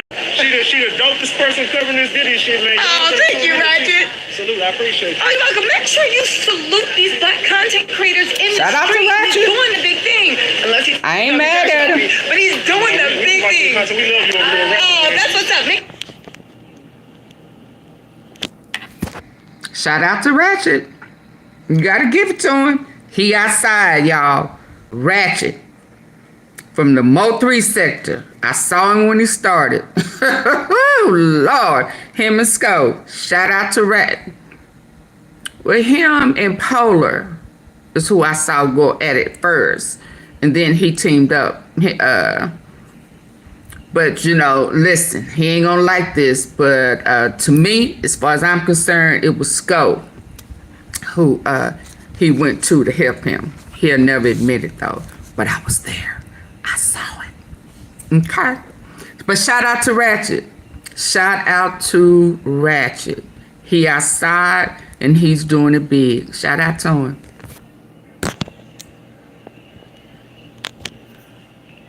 Sure y'all go and support Ratchet TV. You gonna be out here for the whole trial? Be on for most of it. Okay, listen, most good. What? Really quick before you go, what did you think about Diddy's team requesting that mistrial? And tell them the tenseness that was in the courtroom. It was a big argument. They definitely are pushing for it. I think that it was reached, but I understand because the government playing dirty. And if you in that courtroom listening, they got some dirty tactics. But Tisa, to you need to give them your input on when you did that time frame with your loop on how that was 8:30 to 6:30. Oh, yeah. I really want you to get back to that because you had me thinking like, what the? That was very. It was a good loop. All right, Ratchet, listen, enjoy. See you guys. All right. Peace, y'all. We love you, Peace. Thanks, Ratchet. Make sure y'all go and follow. Get to that, break that down. I will. I'm going to break it down for y'all right now. So what he's talking about, because I got to go in the court in a second, right? Deontay is still not done testifying. We on lunch. And girl, he was only on the stand for like maybe 10 minutes and already destroyed every single thing that he got to do. Every single thing, right? So Blue Sunshine said, I look forward to your tea every day. The best in the game. Go Tisa. Also, Adrian Blackshot said, love your upbeat energy. Oh, thank you guys. I appreciate that. Gina said, girl, this trial keeps me in wonder. Keep up the good work. Peace and blessings. This trial got me going. Okay, so what was Ratchet TV talking about, right? So listen, they were trying to poke holes in Capricorn Clark's story today because the officer said that they showed up at Kid Cudi's house at 8:20. They saw Diddy's SUV sitting outside the door. They didn't see. Remember Capricorn Clark testified yesterday that she saw they were sitting in front of the door. Kid Cudi pulled up in his Porsche. He took off. They chased them. It went all over the place. And then, Kid Cudi eventually lost them. And everybody was like, oh, well, Diddy's team was like, that don't even make any sense because there's dead ends. Anybody that's actually been in the Hollywood Hills, I think that's the Wonderland area, knows, yes, there's a dead end, but before the dead end, there's a million left turns, right turns. You act like he lives in a cul-de-sac. It's like he's at the edge of the cul-de-sac. He could have easily made a turn. So what ended up happening? So they're putting up pictures of the map, and we're looking at the map like, I see you can make a left there, I see you can make a right there. What is this dead end that y'all swear is coming up? But it didn't even end then. So what ended up happening? So they were like saying like, wait, Capricorn Clark said that Diddy snatched her at somewhere between 5 and 6 a.m. She said about 5:30, he snatched her, right? She called and she was like, oh my God, Diddy got me, he got a gun. He's looking for Kid Cudi and he says he's gonna murk Kid Cudi. You know, she's literally thinking that Diddy's gonna come out and do something to her. So Mark Angophilia was like, oh, so when you, or was it Brian? I think it was Mark. Was like, oh, so you mean to tell me that when you called him, did you say it was a gun? She's like, yeah. And they're like, how come they didn't know it clearly? How come it was never reported? But here's the funny thing. When I said that, I said, yeah, good point. Because Kid Cudi didn't even report that Diddy was on the scene. He didn't report anything. All he reported was a break-in. So then I got to thinking. Then they tried to make Capricorn Clark look like a liar, saying like, oh, you said it was supposed to happen this happened at 5:30, Capricorn Clark said, but you're saying you responded at 8:20. And everybody was like, oh, how do you do that time? Because it's a 2-hour time difference. Until I started thinking, I said, well, hold on. It's about a 2 to 3 hour time difference depending on who you believe. I said, well, hold on, let's think about it. Because in Capricorn Clark's testimony, she told us that Kid Cudi testified he dropped Cassie off at that hotel. Then he went around to his house and he was gonna do something, but then he thought, yo, hold on, what am I doing? Let me call the police.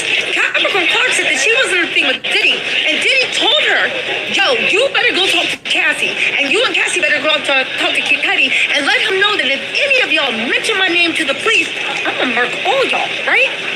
Capricorn Clark then said she got with Cassie on Diddy's behest, convinced her, then went to go talk to Kid Cudi, and they said they talked to him for about 2.5 hours to convince him to leave Diddy's name out,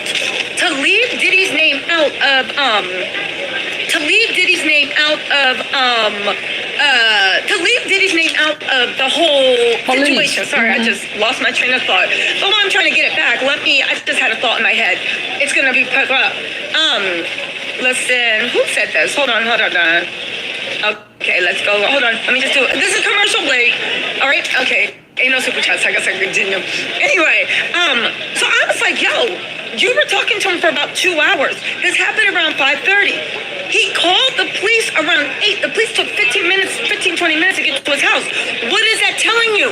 In the early morning hours, after Capricorn Clark did that, he sent her and Cassie to go convince Kid Cudi to keep his mouth shut. Kid Cudi then said, okay, he still called the police, but he didn't mention a gun. But he also didn't mention Diddy. And he also didn't mention all the stuff that Capricorn Clark told him. And they showed up at 8. Is that not 2 hours?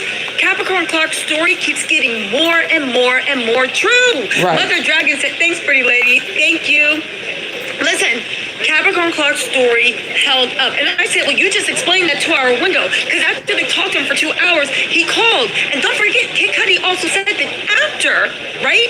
Diddy was texting him like, yo, where you at? Where you at? I'm here. Diddy told him he was at his house. Right. That would explain why the second time when the police came, they were in the car. And when they saw the police roll up, they pulled off. Again, there was a 2-hour block. So that loop that Capricorn Clark was talking about actually happened. And when that happened, Mark Agnifilio, I think we realized it in the same question, like, hey, Karen Ferguson, thank you so much for the super chat, right? I think Capricorn Clark's story actually really into the courtroom. You know me, I here. Listen, thank you everybody for get into this. Listen, somebody said, so why didn't Kid Cudi mention all this in court? Let me tell you something, and this is why it's important to be in the courtrooms, okay? You need to listen to this, right? It's important to be in the courtroom because, and this is important, Capricorn Clark, Kid Cudi, and Tessie, they all literally have limitations to their testimony, right? They have, what's that? Hi? Okay. They have are either just about unequally, violently. Oh, hold on really a second. Sasha Renee speaks at Tisa. This is your moment. Your hard work is motivation for us all small content creators. Thanks for keeping your foot on Diddy's neck. Sasha Renee speak. Y'all make sure y'all follow her and make sure let's start promoting small creators. I'm a small creator, y'all. We can make a community, baby. Anyway, listen. Why didn't he say this yesterday? Because there were a million things where people had to 100% limit their testimony over and over and over. They are having sidebars where they are arguing over and over and over about what they can say and what they can't say.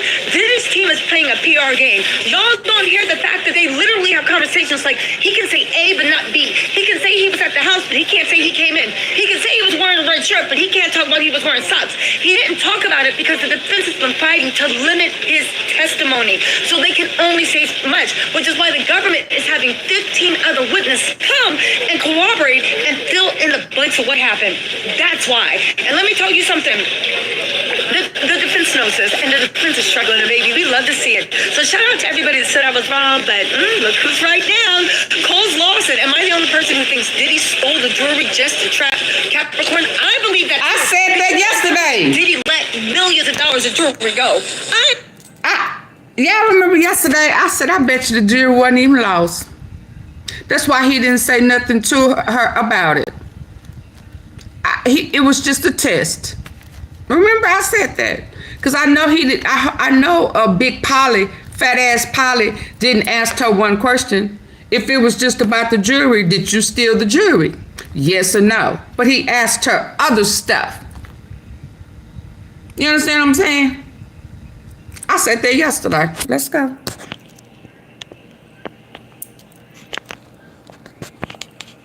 Agree with that too, right? Oh my God, the best part is when Mark Agnifilio was questioning the fire expert, he was literally trying to act like, lol, was it really that big a cut? Was it really that big of a fire? And I said, is that what we do with Mark Agnifilio? Was it that big of a fire? Hell yeah, any fire is one fire too far. Anyway, Marie M said, sending you good vibes from Oakland, you are the GOAT. What's up, Marie? Sending love right back to Oakland town. I think Oakland gonna be your last stop. Anyway, Karan King, thank you so much for the super chat. Also, everybody shout out to Cassie. She had a baby, healthy boy. And congratulations. Last thing before I go in, Diddy's team is still trying to get Cassie back on the stand. They want all her testimony thrown out. Anyway, y'all, let me get out of here. I gotta go back up. Ooh, that was good. Talk to y'all later. Bye. Was that good, y'all? Ooh, hold on. The tea is hot. The tea, and I mean the tea. It's hot. Shout out to tea. Hold on. What did I have next?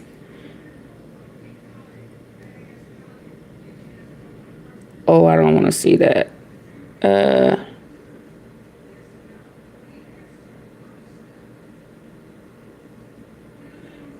I saw this one. Hold on. I'm trying to remove the ones I don't watched.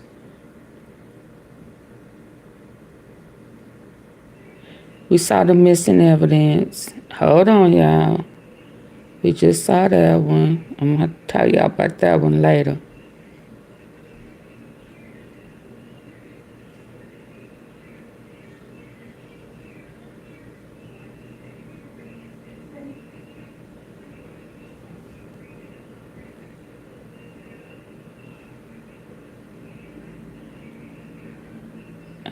Let's do this one.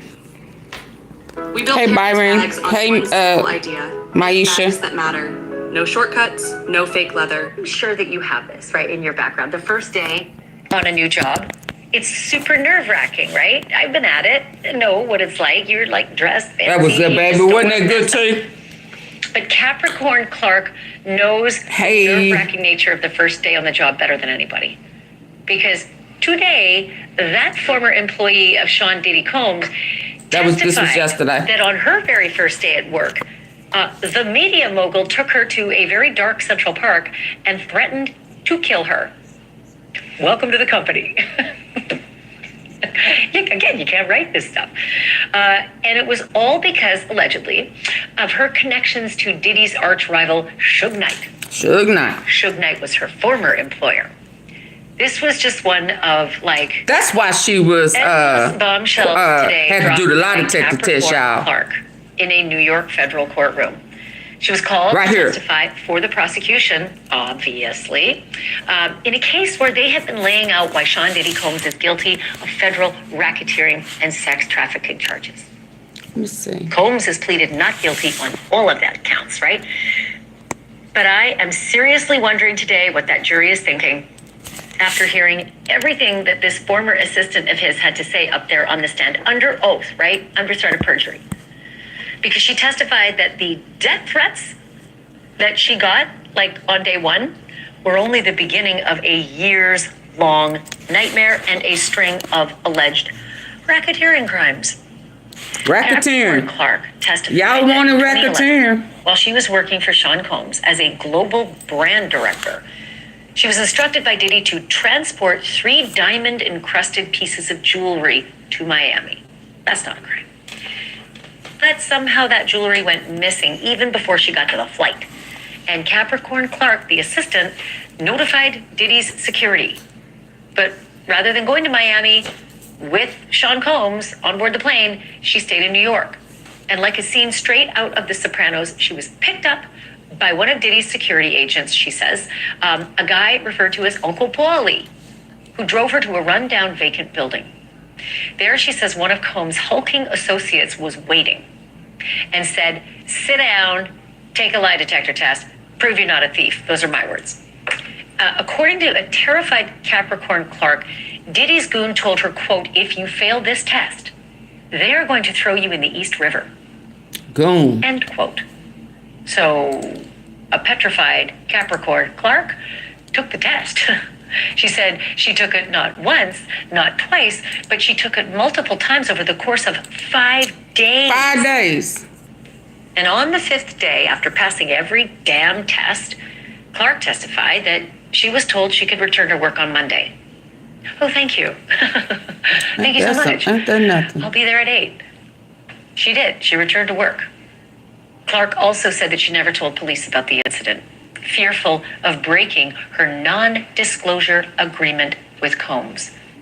And as for those diamond-encrusted jewels, according to Capricorn Clark, they were never recovered. She couldn't find them. They couldn't find them. Nobody could find them. They were never missing. I know what you're probably thinking. That's different than the freak-offs and everything that we've been hearing about up till now.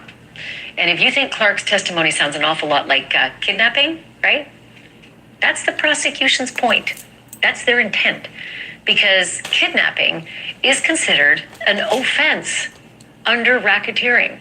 And if the feds can prove that Combs violated 2 of those predicate offenses in a 10-year span, using his enterprise, like employees, to do this, he could go away for life. Never in a million years. Who did could I go away for life? Extra large to medium in under She 30 meant days, he? thanks to this him. To do this, he could go away for life. Okay. And as if an allegation of kidnapping isn't bad enough, how's about 2? How's about 2 allegations of kidnapping? I'm telling you, today was the day. You should have checked in. So I'm here. You're welcome. Capricorn Clark continued her testimony and told the court about yet another incident where, again, quote, December 2011, I was kidnapped, end quote. It doesn't get more clear than that, right? By the way, she told the courtroom that a furious Sean Combs showed up at her door and banging on the door, metal on metal. She looks out the peephole and she sees he's got a gun in his hand. Oh. And then she says he demanded she get dressed and get in the car. She testified that Diddy told her to, quote, put some MFing clothes on. I said MFing. He apparently said the real thing. He said, because we're going to kill the rapper Kid Cudi. Cudi was dating Diddy's girlfriend, Cassie Ventura. And apparently Puff did not like that. Clark testified that she didn't want to go. She did not want to go along on this mission. Forced. But that Diddy yelled, quote, I don't give an F what you want to do. Get dressed now. And F is my word. You know what he said, allegedly. She said he then put that gun that she saw him waving into his waistband before forcing her into an Escalade, a car with a security guard. Combs did not kill Kid Cudi that night, but last week, Kid Cudi testified that Combs did break into his house, lock up his dog, and unwrap all his Christmas presents. According to Capricorn Clark, Diddy then demanded that she get Cassie Ventura on the phone right effing then. Insecure. And tell Cassie to come and meet me now. Capricorn Clark on the stand today told the jury that she called Cassie and she said, quote, Sean is not going to let me go until you come.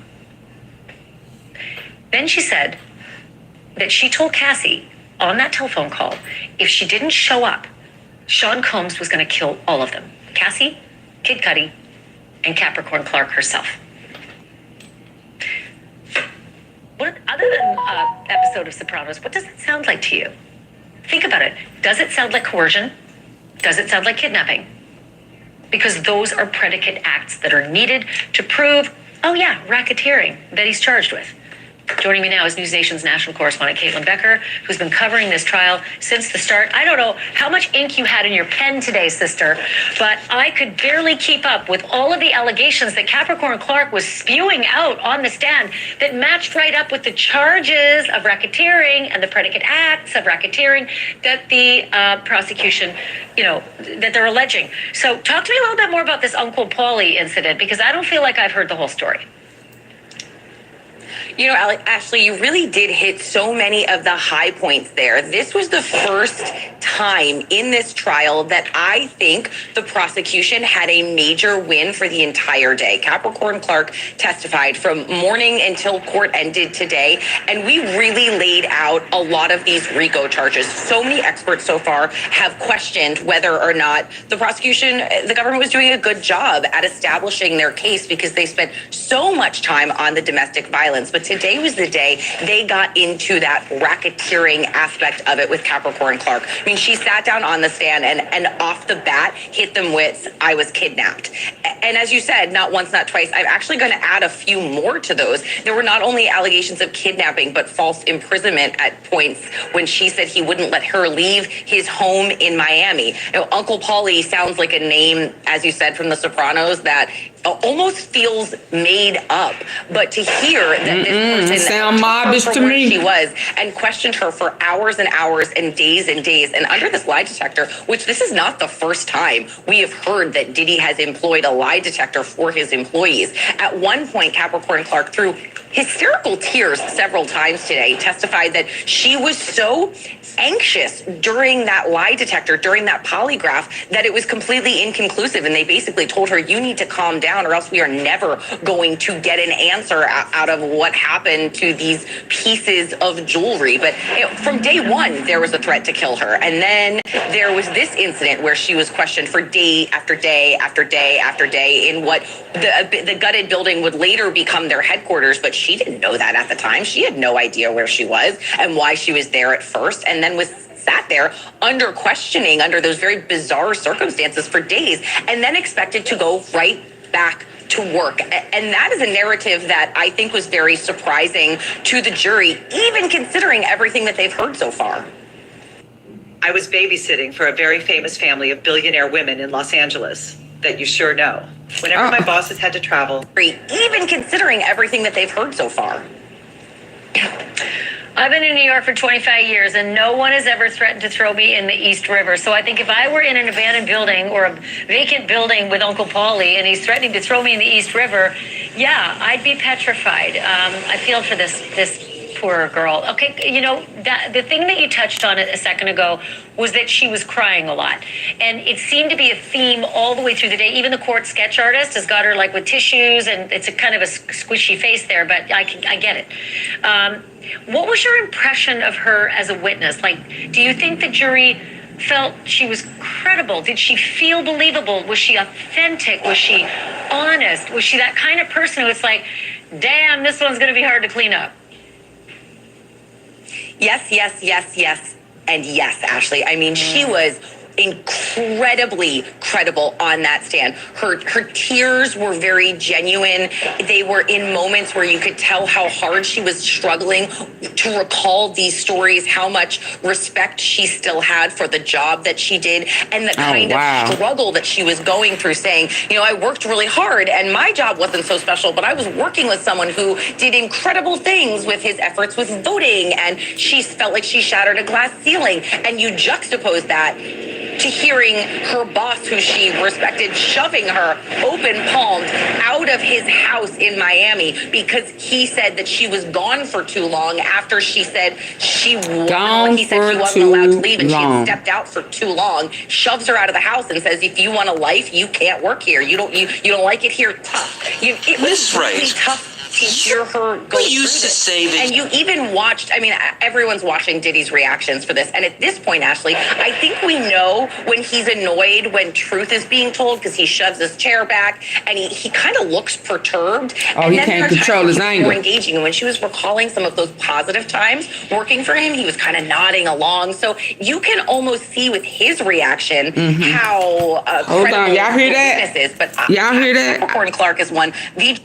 Out of the house and says, if you want a life, you can't work here. You don't like it here, tough. It was really tough to hear her go through this. And you even watched, I mean, everyone's watching Diddy's reactions for this. And at this point, Ashley, I think we know when he's annoyed when truth is being told because he shoves his chair back and he kind of looks perturbed. And then there are times where he was more engaging. And when she was recalling some of those positive times working for him, he was kind of nodding along. So you can almost see with his reaction how credible the witness is. But Capricorn Clark is one the jury will not forget when it comes time to deliberation. I'll tell you what, guilty or not guilty, after this trial, there are so many things he's going to be remembered for that will destroy him and any shred of legacy he ever thought he was going to have. Number one, that horrible tape and all the beatings, right, that were physically captured on tape. Just that. Number two, he paid this poor kid $65,000 to clean up his used condoms, allegedly, right? She said, I had to clean up the free coughs, set up the free coughs, and all of this other garbage that she said she went through. I had to work, nonstop all the time. Yeah. And I asked him for a reference letter, and he didn't even give her that. That's the Sean Combs everyone will remember if they don't remember a guy in an orange jumpsuit. It just makes me crazy. Hey, Caitlin, great work. And I'm sending you a whole new box of pens because I have a feeling tomorrow's going to be big, too. We'll need it. Girl's busy, I'm telling you. All right, so the prosecution has unleashed some pretty brutal testimony, right? In this case against Sean Combs. The tales of the kidnapping, the death threats, the violence, the coercion, the bribery, the obstruction of justice. All these allegations, right? Coming from the witness stand and, supporting evidence and photos and videos, etc. But is it enough? Is it enough to convince a jury that Diddy should be locked up basically for life? Here to help me break down today's proceedings, former state attorney for Palm Beach County and a friend of the show, Dave Ehrenberg. Okay, Mr. Former Prosecutor. A lot of people are pretty confused about this case, right? They see the headlines, they see a lot of domestic assault, they don't understand why it's racketeering. I, on the other hand, have been following every shred of testimony, and I keep hearing minute by minute accusations and testimony supporting racketeering and a ton of the predicate acts that you have to prove in order to get to racketeering in, you know, this enterprise of Diddy's. How did you feel about Capricorn Clark alone? Let's just isolate her today and everything she said.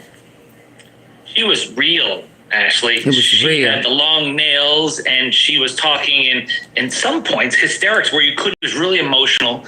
But she was credible. She's authentic. You can't put her on an act. You can't be a good enough actor to act like that. And she gave the defense some things, like she didn't seem to always like Cassie. She said that she went from being a sweet model to a feisty girlfriend, and she thought that I had worked for her. Well, no. And so that helps establish her credibility when she goes after Diddy. And I thought she went a long way to proving the racketeering claim, because I'm one of those who thought they didn't have it up to this point. They had human trafficking and prostitution, but not racketeering. But this changes it. Ah, see, that's where I differ from you. I felt like they had it almost at day one because of the stuff that happened during these alleged freak-offs. The guy that was handed a big wad of money saying, make sure this goes away. The allegation that the security guard has offered like $100,000 to say, make sure this goes away, that nobody ever sees what I just did to Cassie. Anyway, I digress. Okay, I do want to ask you something about today. One of these lines really stood out to me, and I haven't seen a lot of reporting about it, but this witness said today, aside from the 3 instances of kidnapping that she said she went through on the stand, she said after the alleged kidnapping, Diddy beat up Cassie, and that she was asked, why didn't you call the police? And she said, why didn't I call the police? Quote, the mission of the day was to stop Kid Cudi from going to the police. That sounds to me like obstruction of justice. I've seen a few instances that look like obstruction of justice, but that one sounded like my boss wanted to make sure that the mission of the day from my boss was stop Kid Cudi from going to the police about everything that just happened at his house. Witness intimidation, arson, bribery, extortion, human trafficking, all predicate offenses for racketeering. And although, yes, they did put on other evidence of racketeering prior to this witness seemed to connect the dots. It was so credible that I think that this jury got it. Because remember, the defense here is this is just a run-of-the-mill domestic violence case that should be fought out in state court. What are we doing here in federal court? Well, now we know why it's in federal court. Boy, I'll say I really felt bad for this young woman. Like her career really hit the skids after. She said she went to a record company thinking it was a job interview, and they threatened her saying, stay away from Puff. I'm like, what? Stay away from Puff? What the hell just happened? Like, he just seemed to have tentacles that went everywhere, you know, and there she was up there in front of everybody. Hey, Dave Ehrenberg, thanks so much. Come back and let's do this again. Let's do it, Ashley. Thanks for having me. Thank you for watching. Subscribe below and download our News Nation app right now. Let's go here. You would walk girls out of the freak-offs. Is that not true? You said in detail, with great passion, that you were walking them out of the freak-offs. As far as we know, freak-offs consisted of 3 people. Diddy, Cassie, who was never walked out of shit, and male sex workers. Who did you walk out of the freak-offs? Because you said you were saving women. Cassie, as far as we know, was the only woman there, and you didn't save her. So who did you save? I think now that we have a clear vision of what the freak-offs were, Cassie, I don't think we have a full vision now. In the corner. We know now Jaguar Wright was not there. She was not saving anyone. She was not walking anyone out of the freak-offs. Are you fucking serious? We still have people who are like, well, Jaguar was right about Diddy. She said she was at the freak-offs saving people. That is obviously now not true. As far as we know now, the freak-offs were not hot. Well, AunTeaFee, jump in, AunTeaFee. Well, in her defense, I still believe that there are freak-offs at the white party. I don't know exactly all of what she said about it, but I do believe, am I going to believe she walked them out? Then that would make her a co-conspirator, right? I mean, did she call the police before she walked him out? I don't know. I'm not finna dissect. I'm not finna dissect her just because her trolls tried to come over here and force me to push her. No, I'm not.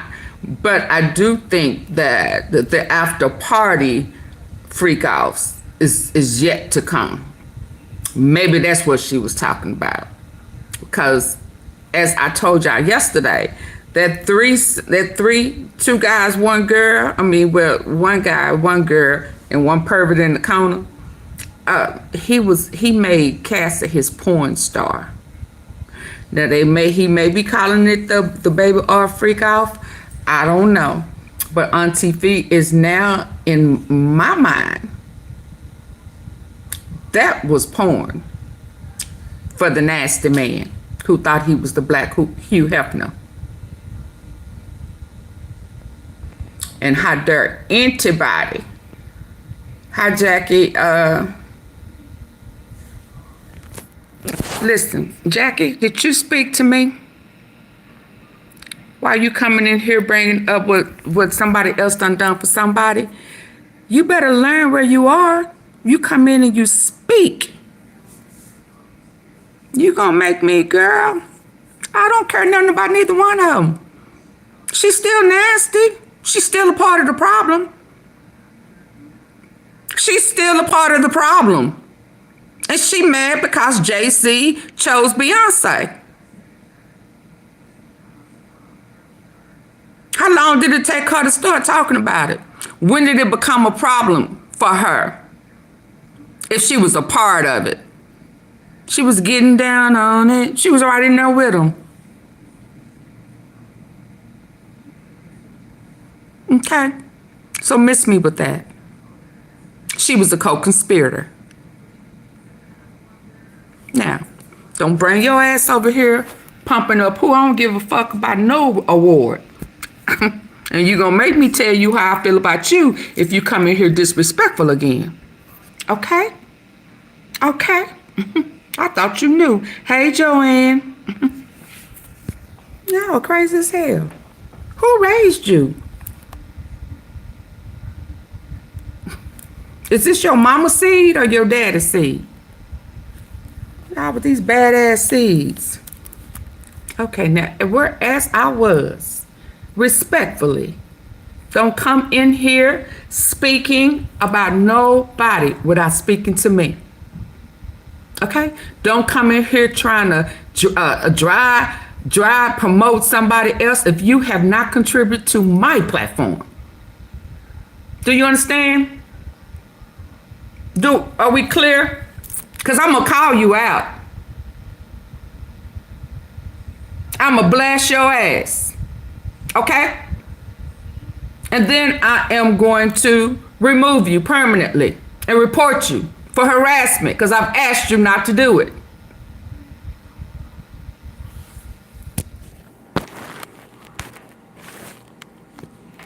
So the night that Diddy found out about Cassie and Cuddy, he wanted to unalive Cuddy. His assistant Capricorn Clark testified. I like this guy. I ain't gonna even lie. Apartment and banged on the door and said, "Get dressed. We're gonna go murder." But listen, Torrey has a reason to feel this way. You know, they used to be cool, and long time ago he asked Diddy I think it was his nephew, little brother, somebody, be an intern. Diddy said yeah. Shortly after, he quit.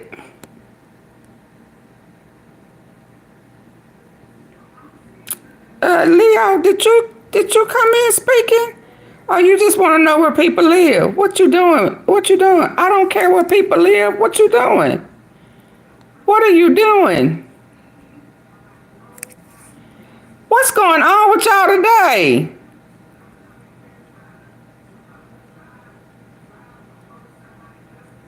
Now, I know you know. I know you know.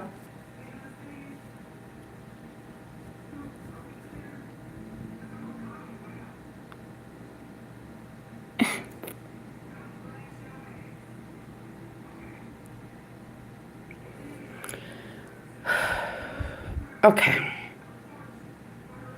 So, oh boy, Diddy propositioned his kinfolk.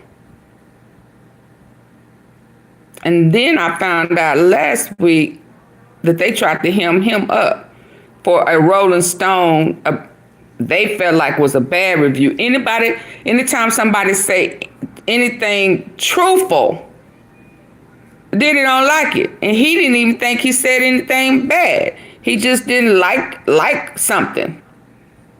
And they tried to hem him up. So, you know, some of these people have personal issues.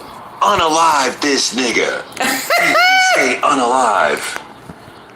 She didn't want to go, but he insisted. They drive to Cuddy's place, and he walks in the door with a hammer. Why the door is unlocked, I don't know. But Cuddy isn't there because Cassie had previously called him and said, please come pick me up. So he's dropping her off at the Sunset Marquee while Diddy is in Cuddy's place. Meanwhile, Capricorn is outside in the truck and she calls Cassie and says, Diddy is in Cuddy's place. She's on speakerphone. Cuddy hears it in the background and said, he's in my place? Cuddy runs to his car, but Capricorn is... Hey, I'll go back. Hold on, Capricorn in there, baby. Let's go to the next. Hold on. How much does it cost to get a pardon? I just watched this one. He said that one. Hold on, we got one more. Then Diddy said, that's why you don't have... He funny to me. Let's go. Trump just pardoned two of the biggest fraudsters we've ever seen. Two reality TV stars, Todd and Julie Chrisley, two fucking Ponzi schemers. They were convicted of defrauding banks out of $30 million. They were taking out loans to pay for their old loans. That's a Ponzi scheme. They're white-collar thieves. He got 12 years, she got 7 years. A 3-judge appeals court upheld the conviction last year, and Trump said, nah, I like them. Yeah, he liked fraudsters. Pardoning them is ridiculous, but he also pardoned a Republican who misappropriated funds meant to build a statue for a slain police officer and used it for plastic surgery for herself. She got a pardon. He also recently pardoned a man who pled guilty to tax crimes after his mother went to a $1 million a plate dinner at Mar-a-Lago, which promised FaceTime with President Trump. What do you think she asked for in her FaceTime with the president? Trump keeps talking about a corrupt Biden DOJ. This is corruption. You are being paid to pardon people. You are pardoning people because you like them, not because they deserve a pardon. Mm-hmm. This is corruption in action. Trump just pardoned two of the in our face biggest frauds. And people thought that was going to be a good one. Let's go right here. Let's go. Attorney Simone, I am live from the Diddy trial, but I didn't want the conflict to stop. So here's the breakdown of how Gina got her secret settlement. This is from last week. She got a secret settlement. Together, but you'll see. When it's like, no, tell the chat, but this is a breakdown of how Diddy is working out secret settlements both for Gina and other witnesses that the defense is particularly concerned about. Let me know your thoughts in the chat. Drop your comments down below.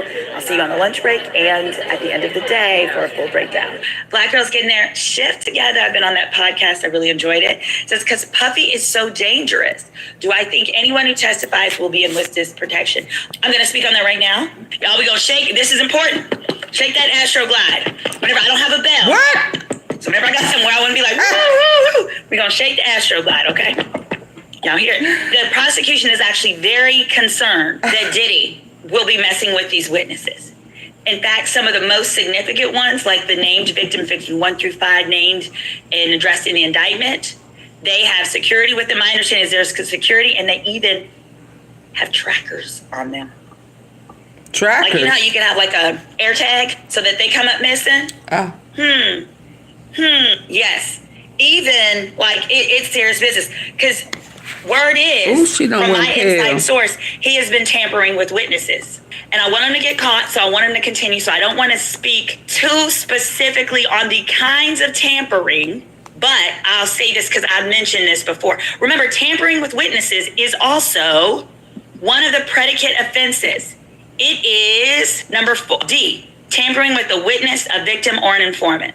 He's continued to do this because you got to remember, Diddy doesn't play fair. He wins first, deals with consequences later. Think about how he won the lawsuit with the criminal case where he was facing time with Shine. No, I don't know about tampering with jurors. I do know the allegation is tampering with actual witnesses. In addition, it's my understanding that one of the things that he's doing is that he's offering civil settlements, big time civil settlements to some of the key prosecution witnesses. And here's how he's doing it. Now, mind you, he's not responded to most of these people at all. Here's an example. With Dawn, her lawsuit was filed last freaking September, which meant his answer was due around within like 30 days.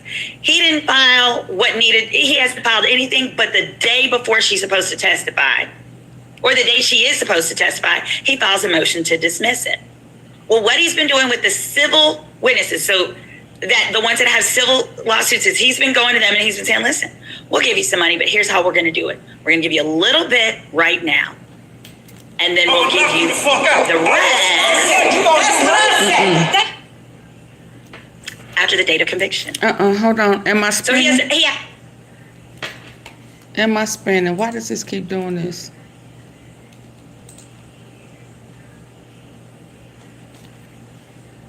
Okay, I was spinning, so I stopped. You're going to get a little bit, just a little bit to, wet your whistle so that you know, hey, we're going to be good on this. Give you a little bit now, and then give you the rest of it after the date of conviction. Well, if you are, then listen, we'll give you some money, but here's how we're going to do it. We're going to give you a little bit right now, and then we'll give you the rest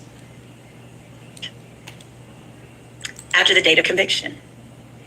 So he has actual provisions that say you're going to get a little bit, just a little bit to, wet your whistle so that you know, hey, we're going to be good on this. Give you a little bit now, and then give you the rest of it after the date of conviction. Well, if you are being dangled 5 million, 10 million, whatever it is, right? And you are being told you're going to get the rest of it after the date of conviction, you think you're going to be eager to help get convicted? Every time I wear this, people look at me and go, did you get filler? That's how good it works. You think you're going to be eager to help get convicted? You really think somebody's going to help that man get convicted? Thank you so much, Ray Wenzall, for that super sticker. Arbel, thank you as well. Y'all, my Cash App is at the bottom if you like that better, which is MISS Redwine, Miss Redwine, because I'm not married. Simone, I got picked for jury duty June 2nd, Bayhard County, and I want to be removed. First, I'm not exempt. Okay, hold on. I'm gonna speak to that shortly. Hold on. But so specifically, Diddy is going to those with civil cases. And I want you to think about it. Each of these people, these ladies, and even there's the gentleman, but I don't know that he's worried about the gentleman. It's the ones where he's worried about them testifying here. He's gone to their lawyers and he said, if you want to resolve this, we're open to it, but here's how we do the settlement. In doing that, it's clever, but I think it runs the line of ethical issues. Here's why. Because in his words, he's not saying don't testify, but you don't fucking have to. You don't have to say don't testify. If you're telling me the rest of my money will not be until after the date of conviction or the date of conviction, whatever it is, in my mind, I'm like, well, hell, if he gets convicted, he's probably not going to pay me and won't. And you can't do anything about it and won't. And then he would be able, if you were called to the stand by the prosecution on cross-examination, if the prosecution is trying to prove up tampering with the witness, on cross-examination, what do you think Brian Steele's going to say? Brian Steele's going to say, were you ever instructed not to testify by any of the defense team? And you'd say, no, I was never told that.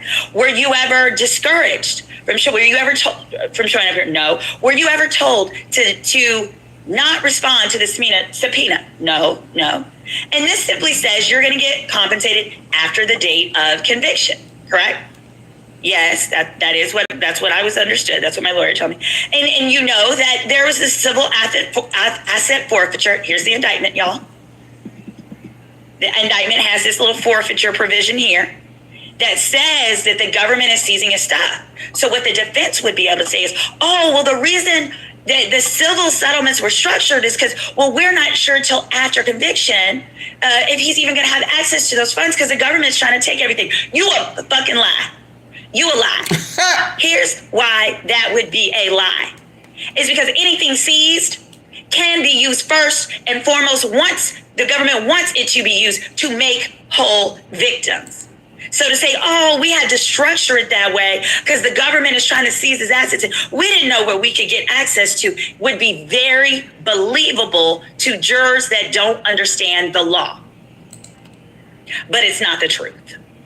Because the truth is, if Diddy wanted to put, let's say he wanted to put $30 million to the side for victims, and all he had to do is write to the prosecutors. His lawyers would communicate with the prosecutors and say, hey, we've got this stock over in this account. We want to shift it over to the government, and we just want to ask the government to hold that. We're using that for negotiations. Any objections? Not a goddamn one. Because in the order of priority of who gets paid what, why, where, and who went first, victims, civil or criminal, go first. I know this because I was one of the first attorneys to sue R. Kelly for civil offenses under the same New York law Diddy is being civilly sued under. And I picked that state and that law because of the structure, how it awards treble damages if it's a gender-motivated crime, and it covers attorney's fees. But what's also an issue is that it creates an awkward position for the client because when your lawyer is hired for your civil case, that civil lawyer, I know because I'm one, we only get paid on what money we get for you. So these attorneys that are out here representing these clients that are alleged civil victims of Diddy, they really have an incentive to be like, yeah, client, go ahead and take the money because you can't get 40% of nothing. You can't get 40% of nothing. I've even heard of situations where these witnesses were then told, well, you can't be forced to testify. The hell you can't. That's what a subpoena is. But it puts them in a precarious position because you've got a lawyer here that only gets paid on the money they get for you. You've got, let's say, as an example, $10 million on the table, but you're told you'll get, let's say, $100,000 now, which if your lawyer is going to get 40%, that means you get $60K, the lawyer gets $40K now and today, and the rest of the $10 million, you don't get till after the date of conviction, let's say 24 hours after the date of conviction. What the heck does that incentivize? So when the question was, it started with the question of, do I think that the witnesses are going to be a witness protection? The answer is no, but they have security. My understanding is they have security. They're being placed in secure places. Like when they come to New York to wait for their turn to testify, they're kept safe. They're watched by federal agents, and they're also even have trackers to help track. What's Diddy's lawyer's fee? When it is a civil case, it is against the law of all states to charge a criminal defendant to represent them under a contingency for ethical reasons. So Diddy's lawyers are charging, I think I estimated with one of my friends who does this type of law, probably about $3 million a month is probably his legal bill. His attorneys, various ones, charge $1,500 an hour, $2,000 an hour. Yeah, he's likely paying around $3 million per month for the defense in this trial. Can the money that they're getting, can they get that money on the back end? Hold on. Can the money be given to a reputable third party to hold for someone until a certain date? So what that would be with escrow. And so us lawyers, we all have trust accounts. So what could happen is they could put it in a trust account. But the problem is, what are you making the money contingent on? It's either a release or not. If you are making the money contingent upon their testimony, that is like first year law school, absolute proof of tampering with a witness. So what I'm explaining is that, because the question was, should we be in fear of these witnesses over this holiday weekend? Perhaps some of them coming missing, not coming up, etc. And the answer is yes. You all, with someone like a Diddy, always, because it's already been rumored that he's been trying to settle with some of these women, and maybe the men too. I only know, I'm thinking women because the majority are women. Settle with some of these people who have civil cases pending. I don't think he's doing this with Tony. He ain't doing this with none of Tony Busby's class. I tell you that for sure. I'm talking more the Ginas, those kind of people. He is offering them that when they settle, that he do a settlement prior to, he's trying to get everybody to settle prior to their time coming up to testify. And then say, okay, we'll give you this amount now and we'll give you the rest after the date of conviction. So that when they take the stand and the government tries to be like, didn't Diddy tamper with you? Didn't he offer you money? Wasn't it a bribe or was it a bribe? Because that could be bribery. On cross-examination, Diddy's legal team is going to sit up there and say, no, this wasn't a bribe. The reason the money was split is we gave her a certain amount. Hey everyone, so I am asking you to please make a contribution to the Democratic National Committee. We gave her a certain amount beforehand because we wanted them to know this was good faith and that his money is all tied up because of legal expenses and the cost of appeals and and that's how come he couldn't give the rest till after the date of conviction. And they use words like date of conviction to imply like, oh yeah, you know, he thinks he's going away, so you may as well get a settlement secured before he goes away, because after that, who knows? He's going to be focused on fighting for his freedom, so he's not going to be focused on any of the civil stuff. Watch out for witness tampering.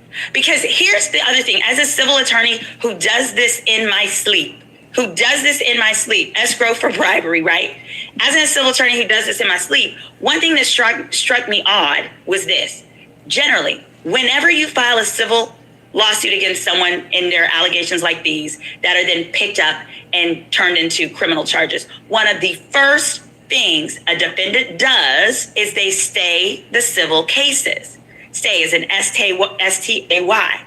That's because under the law, you can't be forced to testify in a civil case while you have a criminal case pending, because you have that right to plead the fifth, that prevents you from testifying.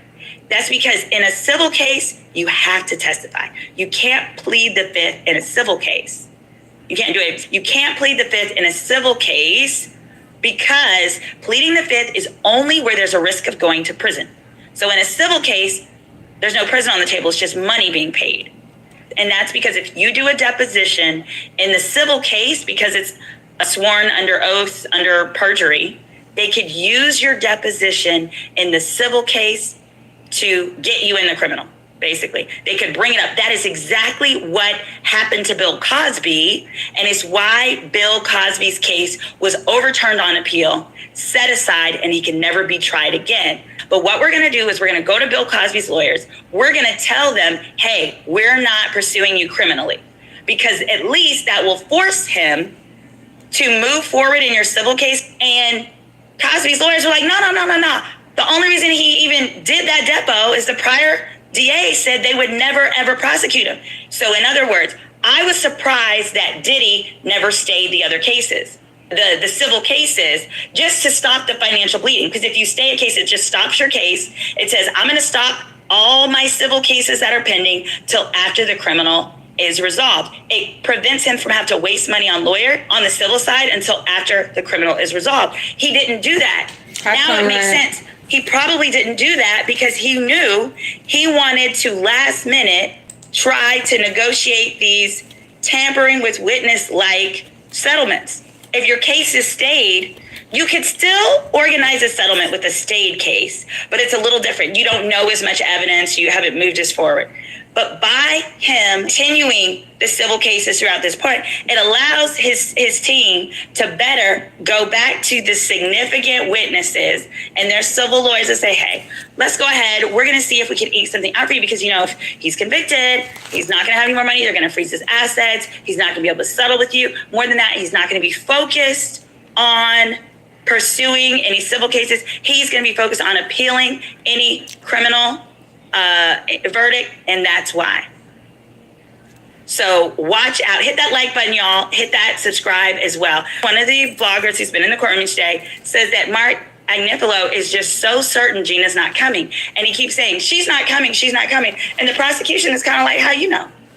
How do you know? Unless one of y'all got one of these deals with her. How you know?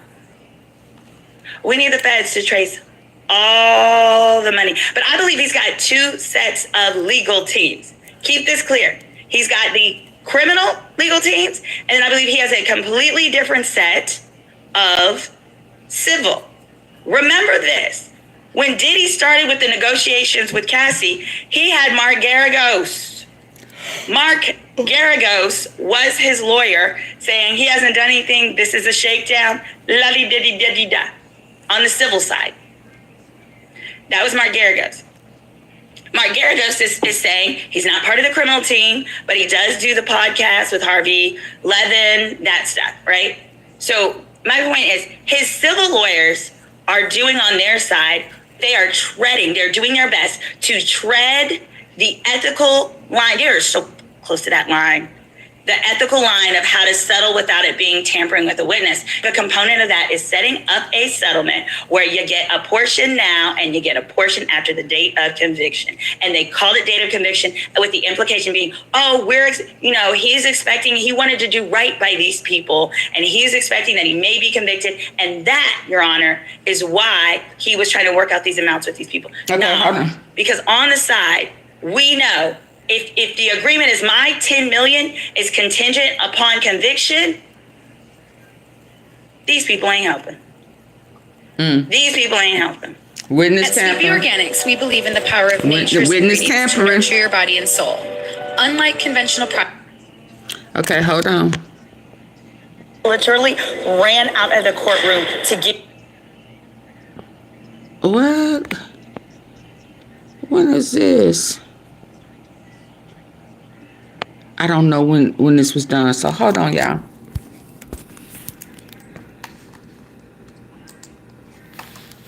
Somebody. Not the type of dude that you can come up on like. Bro, listen. We out here what kind of content? You're not gonna tell me what to do. You can't come up on me, bro. Listen, if you come up Gene. on me, I'ma knock you the fuck out. That's what I said. That's what I said. That's what I said. No, bro, shit. I said I'm a miss. You gonna misgender me now? Now it's fucking anti-Asian because I'm Asian. So now you harassing me. I am protected by anti-Asian. Yeah, you can do that. Now you misgenderizing. I'm not the type of dude that you can come up on like. Bro, listen. We out here what kind of content? You're not gonna tell me what to do. You can't come up on me, bro. Listen. If you come up on me, I'ma knock you the fuck out. That's what I said. That's what I said. That's what I said. No, bro, shit. I said I'm a miss. You gonna misgender me now? Now it's fucking anti-Asian because I'm Asian. So now you harassing me. I am protected by anti-Asian hate crime. Now you misgenderizing. So this is why I tell y'all why people think they have the right to do certain things. What kind of content? You're not gonna tell me what to do. You can't come up on me, bro. Listen, Gene Deal. I'ma knock you the fuck out. That's what I said. That's what I said. That's what I said. No, bro, shit. I said I'm a miss. You gonna misgender me now? Now it's fucking anti-Asian because I'm Asian. So now you harassing me. I am protected by anti-Asian. Y'all, this is what. Are they down there clowning or what? What? Oh, that was 2 hours ago. Dang it. I need to come back to this. Hold on, because I want to get to this. God, dog.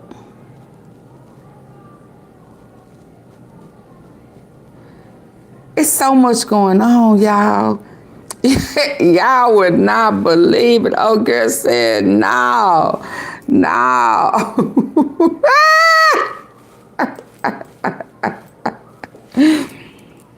She testified this morning and absolute bombshells about the things that she claims that. Oh yeah, that was yesterday. Why are they running this today? Said to her what she went through as an employee there, and particularly because she was an employee who used Hold to on, work let me go back. Baby, they out there clowning, ain't they? By Suge Knight. We talked about this confrontation last week.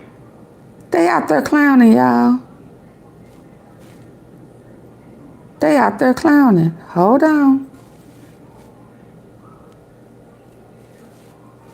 literally ran out of the courtroom to give you this live update. Breaking news. Diddy has moved for a mistrial. He has moved for a mistrial. I'm gonna explain it to you. Come on in here. I want you to come in and let us know where you're viewing from. But here's the tea. So, the witness was the arson investigator, okay? It was the this arson is her take on it, child. Mr. Jimenez. He's taking I don't know what that, you talking about Gene Deal? What he knows, what he understands. I don't know. Blah, I don't know if the guy was, well, hold on. The defense, yes. What are you talking about, Maisha? Gene or Harvey? Baby, they are out there clowning. You talking about this? King, I'm not the type of dude that you can come up on like. Bro, listen. We out here what kind of content? You're not gonna tell me what to do. You can't come up on me. Bro, listen. If you come up on me, I'm gonna knock you the fuck out. That's what I said. You gonna do what I said. It says a man approached. No, bro, shit. It says man approached Gene in courtroom and a fight broke out. And the lady was in the middle trying to protect Gene, even though he's feet taller than her. So the lady was trying to protect Gene. So it said, man approached Gene in the courtroom and a fight broke out. And the lady was in the middle trying to protect Gene. Baby. Yesterday. So she's talking about made a big the old stink mistrial. about certain things. Now, I'm going to tell you, the reason for the mistrial they're moving for is for prosecutorial misconduct. In other words, they are saying that what the prosecution has just done is so prejudicial to their case that there is no way for Diddy to get a fair trial going forward. That's right. The defense is alleging that what the prosecution just did is so prejudicial to his case that they have to stop the trial, that they must conclude the trial because what the prosecution just did is so prejudicial to his case that there's no way that this jury can give him a fair trial. Hit that like as you come in so that more people get a notification. Hit that subscribe too. So let me tell you what happened. So the detective is Detective Lance Jimenez. He's the arson investigator. So yesterday, before this testimony started, the defense filed a motion that they wanted to be able to basically talk about the DNA that was discovered on some of the collected evidence, the bottle, remember? So in prior testimony, when I believe it was Cuddy was on the stand, Brian Still said, hey, were you informed that female DNA was found on the bottle? And he was like, no. And the prosecutor was like, objection, blah, blah, blah. There was a whole motion about it.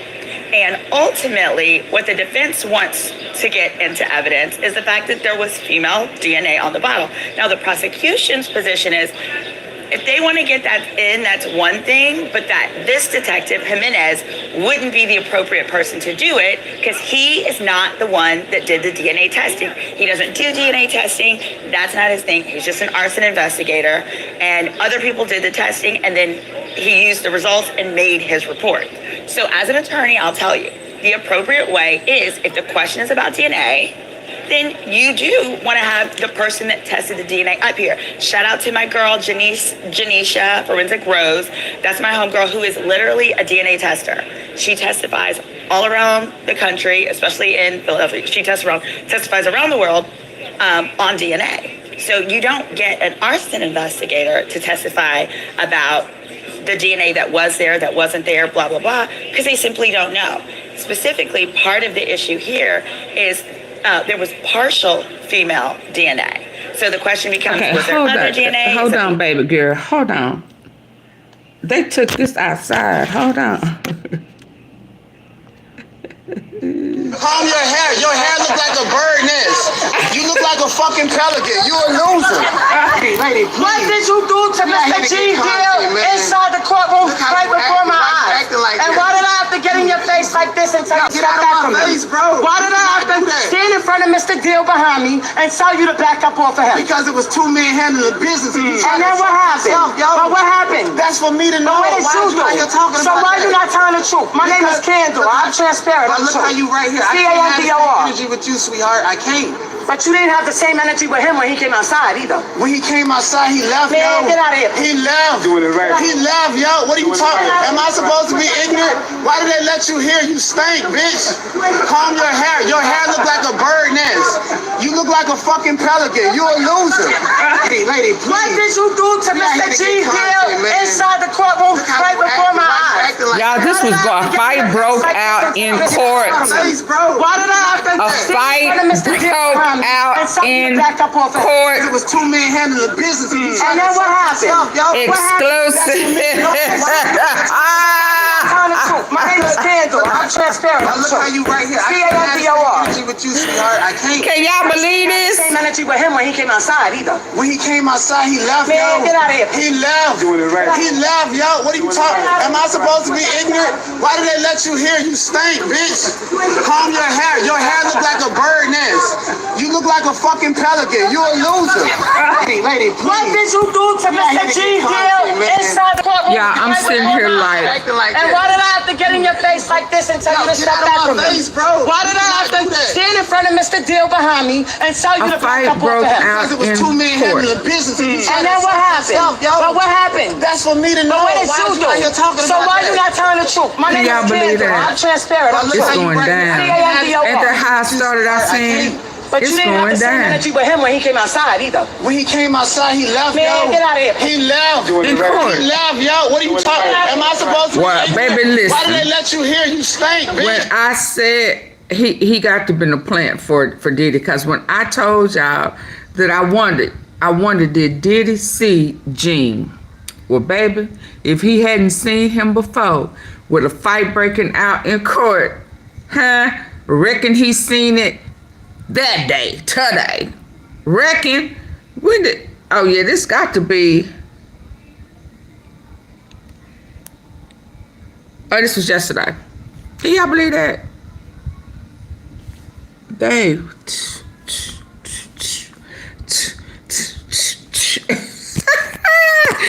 I have heard it all. Let me get back over here, baby. Ooh. Only DNA. How reliable is that DNA sample? Blah, blah, blah, blah, blah. This investigator can't speak to any of that because he doesn't know about that. His specialty, it's kind of like you can't ask a cop about a fire. You would want to go ask the firefighter, who did that aspect of the fire. Kind of like that is the concept. So the judge ruled that yes, in fact, the defense, when they cross-examine him, can ask him questions about the female DNA that was obtained on the bottle. Judge said that's fine. So in preparation for that, on direct, which is where the prosecution is asking him the questions, they asked him questions about fingerprints and what other evidence was collected. So they said, as far as evidence, there was the bottle. Y'all, it was an MD 4040. It was a Mad Dog 4040 bottle. So that's how I know it was probably one of Diddy's security guards that set that Molotov cocktail, because they used Old English. That's what it was. They used Old English malt liquor bottle. Hell no. That was an old security guard. So, again, what I'm explaining, y'all, is live from the courthouse. I'm explaining how Diddy just filed for a mistrial, meaning that would terminate this trial. They would either have to retry him or start all over. But he filed for a mistrial because he is claiming that what the prosecution just did, and I'm going to go back to explain it, what the prosecution just did with the arson investigator on the stand was so prejudicial to his case that there is no way this jury can give him a fair trial. In other words, he's trying to get this case terminated, this trial terminated, and they're either going to have to start all over or they're going to have to drop the charges, either one. And here's why. Arson investigator is on the stand. And the prosecution is asking the arson investigator, all right, when you collected evidence, what was it? He says, MD, Old English malt liquor bottle was the Molotov bottle. He also got a lighter. And they said, what about fingerprints? He said, yeah, we collected 2 fingerprints. I said, okay. And then they were never able, and then she says, all right, and did you test the fingerprints? He's like, no. And then she was like, why didn't you test the fingerprints? He was like, well, they were destroyed. And she said, well, when was that? He says, August of 2012, they were destroyed. And she's like, well, is that normal? Is that unusual? And the defense goes, objection. And she said, okay, well, in your 15 years of experience, as an arson investigator, has it ever happened? Because remember, the incident happened in January. This very, very important evidence was magically destroyed in August. So she wanted to say, in your 15 years of experience, has it ever happened that this has disappeared? So I'm over here as a lawyer. I'm like, ooh, girl, get him. Ooh, girl, get it. Because I'm like, we need some better arson evidence, y'all. We need some stronger arson evidence. Hit that like as you join. So I'm really thinking in my notes, I'm like, surely there's stronger arson evidence. She's asking this line of questioning, right? So the two questions she asked were, was it unusual to you that the fingerprints that you collected mysteriously disappeared before the investigation was closed? So it happened in January, they disappeared in August. And he didn't get to answer. They objected. The judge sustained the objection, which meant he wasn't allowed to answer. So then she says, okay, so she rephrases it. She says, in your 15 years of experience, has that ever happened before? And they say, object, and they have a sidebar. Well, they take the jury out. That is when it was very clear to me that, oh shoot, defense is probably gonna ask for a mistrial. The reason the defense gave is they are saying that basically the implication from the prosecutor was that the reason that the fingerprints came up missing is Diddy must have done something. He must have made it go away. And the prosecution is like, oh, no, that's not where we were going, Your Honor. We know that they're going to try to tear up on cross-examination the credibility of this investigator. They're going to try to say he didn't do a good job, it wasn't a good investigation, it was sloppy, blah, blah, blah. So in preparation, we wanted to basically take away the surprise to allow him to explain why fingerprints were not compared and that the reason was innocuous, which is that they weren't compared because they were destroyed. Thank you, Christy Collier, for the super chat. Really appreciate it. Hit that like, y'all. Hit that subscribe as you come in. So the prosecutor's like, no, there's no bad inference. And the defense is basically like, BS. BS, Your Honor, because in jury selection alone, they said during jury selection, part of their challenge at selecting jurors is that jurors stated that some of them believed that because of how powerful and rich Diddy was, that he could pay to handle crime. Like, he could pay to make stuff go away. Literally, that was one of the things that said, do you need $300, $500, or even $1,000 fast? There was a suggestion brought up that it was possible for that Combs could buy his way out of this. Quote, buy his way out of this crime. So the defense is saying, y'all know we had this problem before day one of testimony. Before day one of testimony, selecting a jury, we had difficulty because jurors, before they even heard anything, were like, Diddy could buy his way out of it. So for the prosecutors to play into that stereotype that, oh, this evidence went missing, and perhaps, they didn't say it, but perhaps it has something to do with Diddy and Diddy making it go away, they're saying that is so prejudicial to the jurors that there needs a mistrial. There needs a mistrial. So here's what the judge said. So they went to the side and they talked and they got to arguing back and forth. So, but here's the thing. The judge says, well, listen, you objected and I sustained both objections. In other words, questions were asked. They said objection. Nobody got to answer. The two questions that were at issue that really just caused the hubbub was the first question was it unusual that these fingerprints came up missing in August and this happened in January? Was it unusual that this happened? And they said objection. Oh boy, didn't get to answer, right? Texas didn't get to answer. So then she says, okay, Your Honor, I'll rephrase. She says, in your 15 years of experience, she didn't even get to finish the question, y'all. The defense says, Your Honor, objection. Can we have a sidebar? In the end, what the judge said is, listen, the questions were never answered. The questions were raised, but they weren't answered. So the judge was like, so why can't I just instruct the jury to strike the testimony, ignore the testimony, and even go a step further with ensuring that testimony won't be on the transcript, any transcript that would be provided to the jury. So that, because what happens is sometimes as lawyers on purpose, we will ask a question because we just want to put that in the mind of the juror, right? What it's called is you can't unring the bell. The defense said, hey, The defense was like, no, Your Honor, they cannot unring the bell. They said at this point, the jury is going to be left with surmising or wondering if Diddy himself made them fingerprints go away. Mind you, when I'm hearing all this, I'm like, oh. At first I was like, well, surely, because, you know, the arson evidence. Like, if you already don't like Diddy, the arson evidence is sufficient for you to be like, yeah, he did that.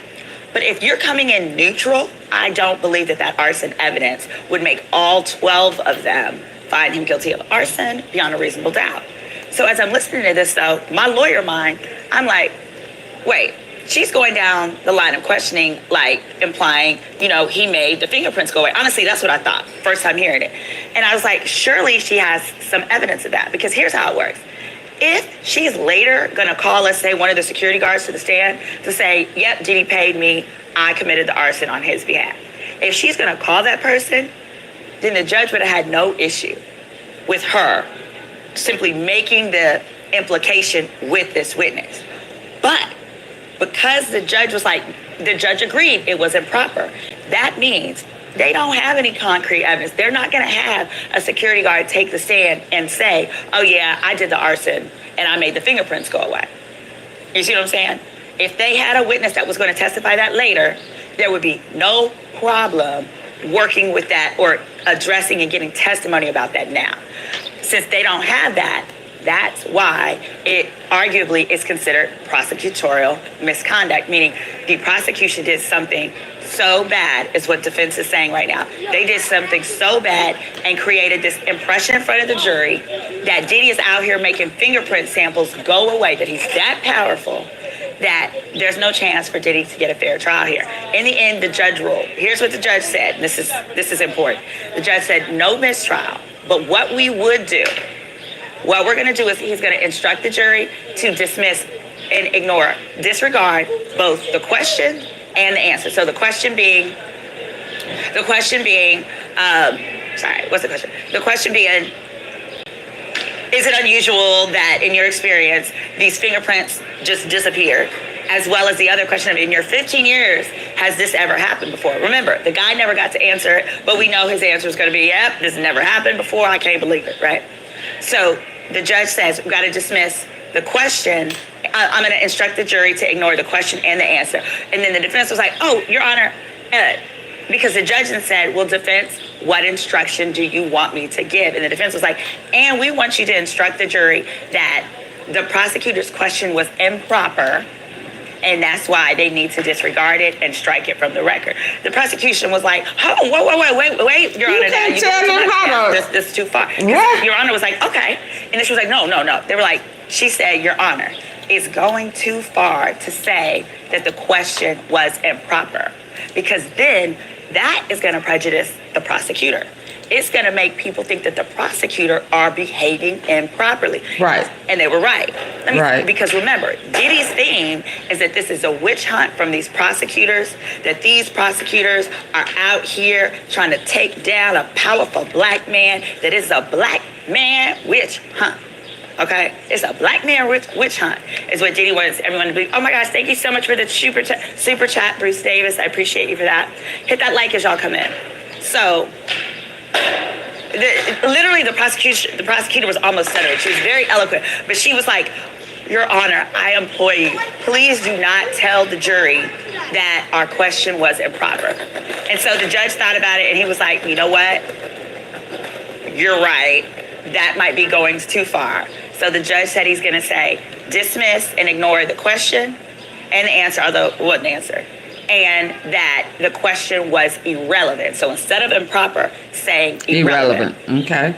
Saying that it is a ridiculous defense, Sweet Tea. I think it's that defense. Oh, they pulling straws, Where can I baby. send you some videos? Go to my Instagram. My Instagram is Attorney Simone Redwine. You can send me stuff there. It says, see, the judge switched it up. He is not messing with Diddy. I think this judge is really, really trying to be fair. And I honestly, I'm going to tell you this as a lawyer. When the prosecutor went down that line of questioning, my first thought about like, oh, why did the fingerprints disappear? I was like, yo, we about to get to some evidence about how they made fingerprints disappear. Ooh, we're getting some RICO, some juicy RICO. So then to find out she doesn't have that evidence, and now her reason that she gave was, well, I already knew they were going to try and tear up the credibility of this detective and the investigation by saying, why didn't you test fingerprints? Why didn't you do this on cross? And it is true that the strategy is, if it's something that's going to be damning like that, you don't want it to first come out on cross-examination. You want to present any weaknesses of your case on direct, so that when it is, because Brian Steele's going to tear that butt up, okay? When Brian Steele gets in that butt, it's less jarring. It's less of a, oh shoot. Otherwise, it looks like the prosecution was trying to hide bad facts. You don't, y'all excuse me, my fingernails going through it. You don't ever want it to look like you're hiding bad facts. Let me see what questions we got in the chat. How well do I feel the defense is? They're doing a good job. The defense is, they're very aggressive. They are, I mean, they don't miss an objection.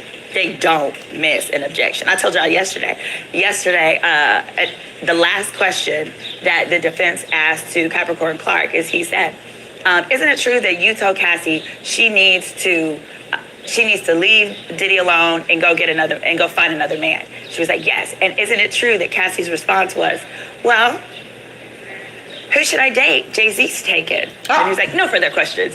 Like, literally, the prosecution didn't even have time to object, because it's...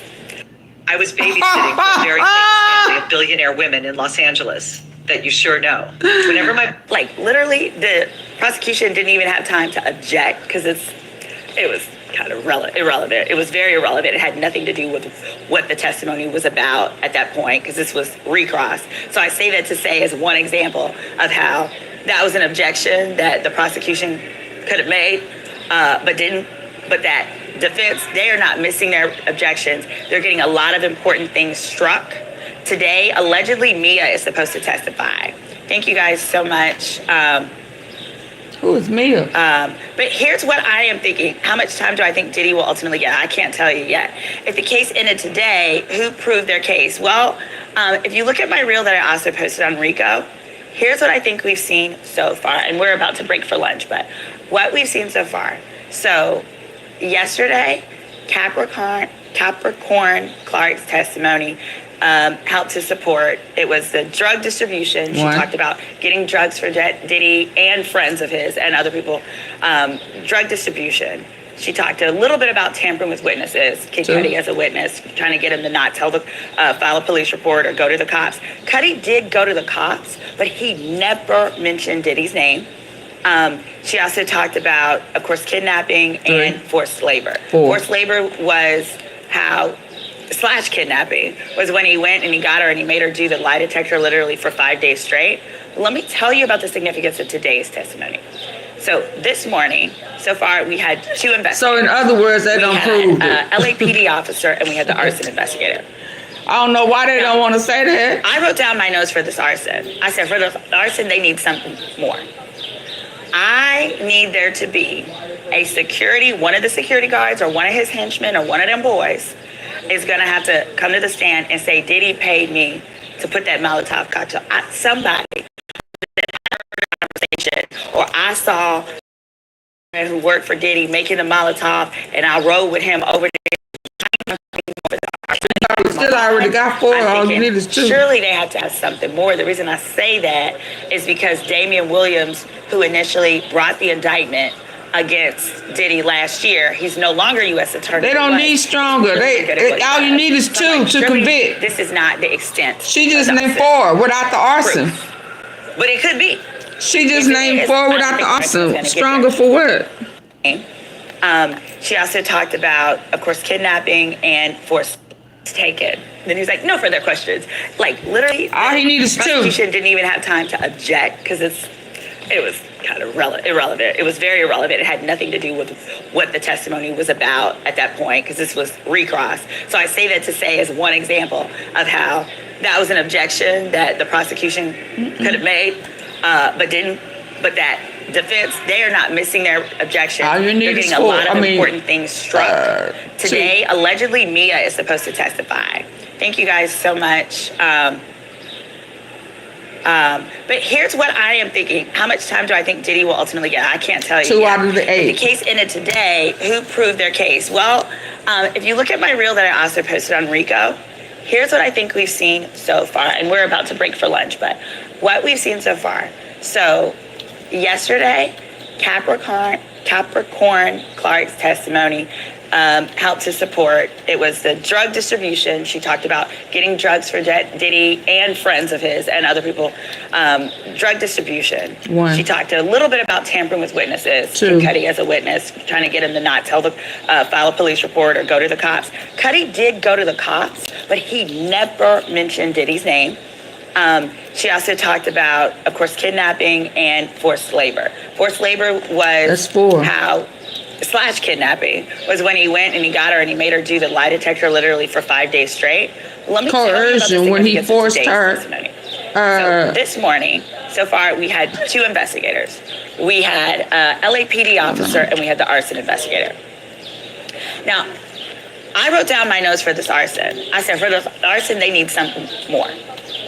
I need there to be a security, one of the security guards or one of his henchmen or one of them boys is going to have to come to the stand and say, Diddy paid me to put that Molotov cocktail. Somebody, or that I overheard a conversation, or I saw my ex-boyfriend who worked for Diddy making the Molotov and I rode with him over there to drop it in there. I need something more for the arson. Now, in the back of my mind, I'm thinking, surely they have to have something more. The reason I say that is because Damian Williams, who initially brought the indictment against Diddy last year, he's no longer U.S. attorney, but he's really, really good at what he does. So I'm like, surely this is not the extent of the arson proof. But it could be. If it is, I don't think the arson is going to get there. But the other witness that came up this morning, here's the significance of him. This morning, the LAPD officer, and I was really like, I have been and coercion is one of the 2. Why when the prosecutor has been really focused on talking about the coercion when he called when he made her call Cassie and say, if you don't come, he gonna kill all us. He coerced her. He forced her to call that girl.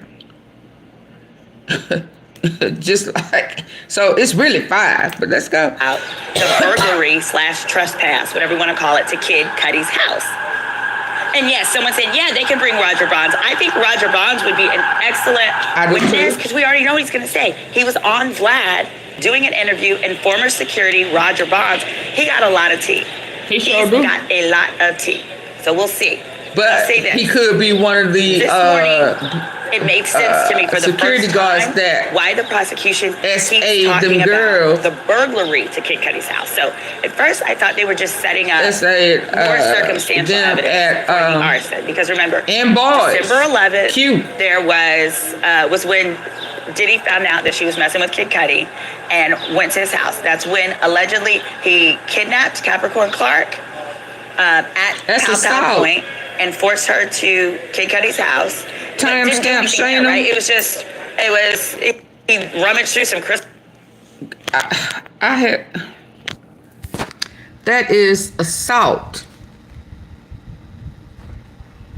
And if he had a gun with a deadly weapon.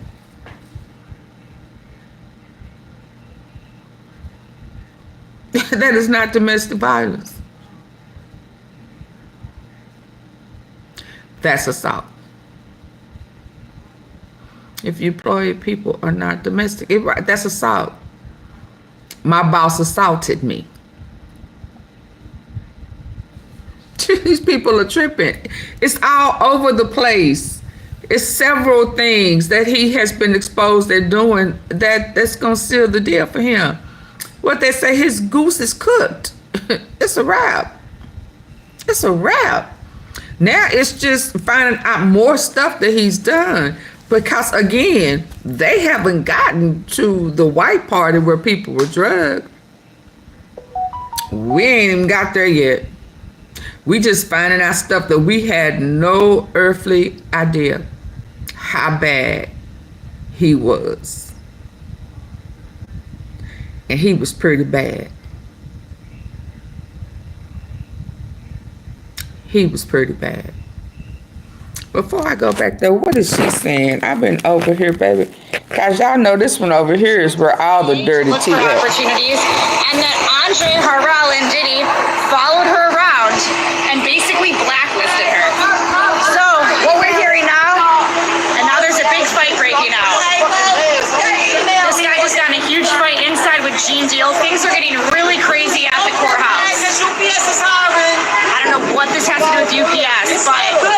Jimmy Iovine was named. Jimmy Iovine was what?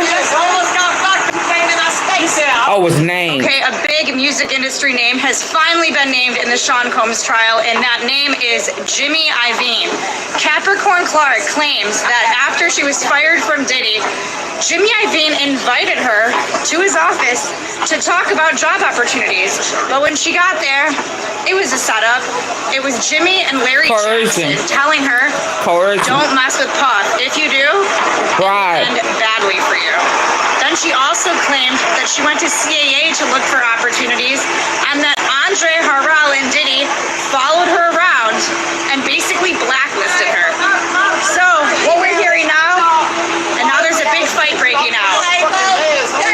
This guy just got in a huge fight inside with Gene Deal. Things are getting really crazy at the courthouse. I don't know what this has to do with UPS, but Jimmy Iovine was named. Oh wow! Let's get back over here to the witness tampering, y'all. Big music industry.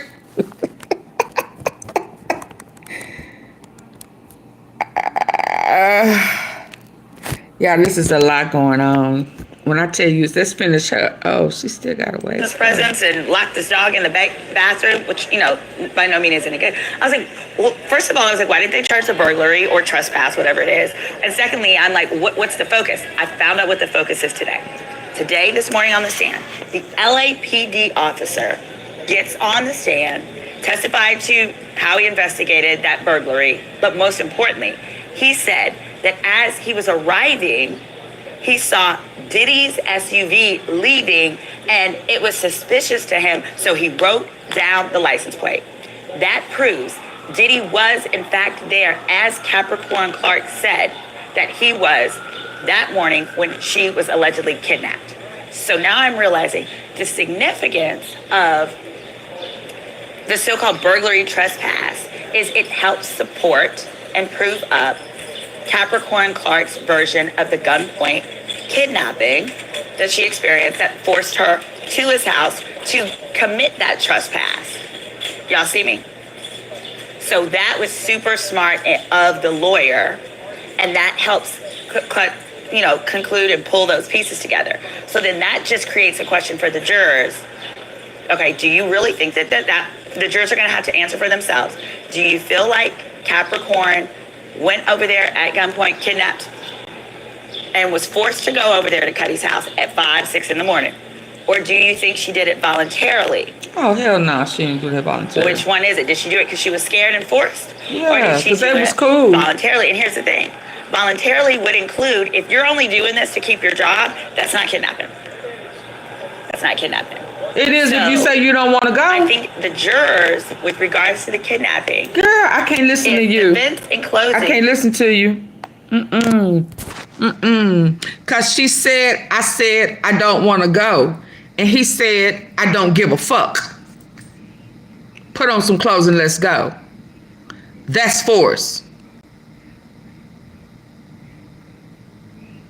She said, I don't want to go. What that mean to you?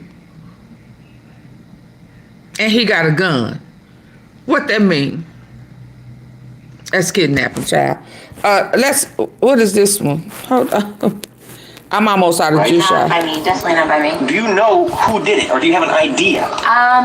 We're closer to an idea of who did it, yeah. It's being somewhat investigated. I don't know if I'm really supposed to talk about it like that, Right. but yeah, I think we're close to finding out who it was. Now, leaked from a laptop or a cell phone, or how did they go? I wasn't sure what the situation was until I guess we asked more questions and kind of found out more things. 2009, Cassie opens up about a photo leak. Gmails sometimes are really the worst. Wow. That's how I lost a lot of music too. What photo was leaked as well at the same time? Love, respect. You know, Diddy did that. Sincerity in my face. I can see it in your eyes. So I'm not going to go with what were the pictures about. They are what they are. Mm-hmm. What, like, clearly, I guess the thing I want to know is who.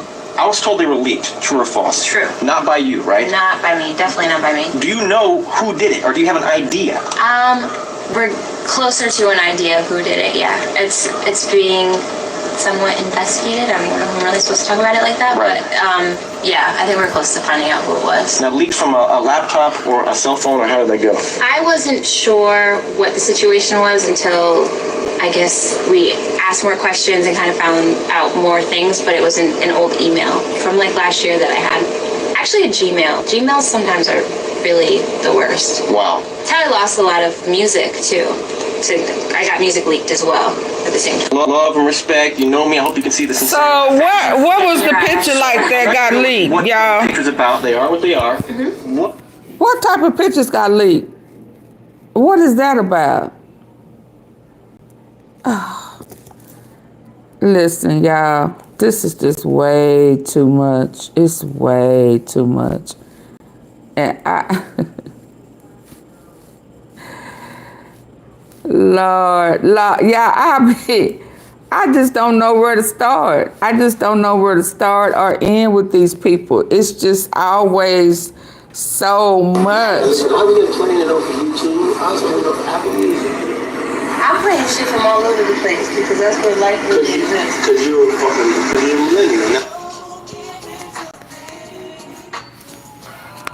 Listen, I was playing it over YouTube. I was playing it over Apple Music. I'm playing shit from all over the place because that's where life really exists. Because you're a millennial. Oh wow. Something else I just pinned over here. Y'all, I'm finna big music industry. I'm finna have to get ready to go. I'm out of juice. I need to open.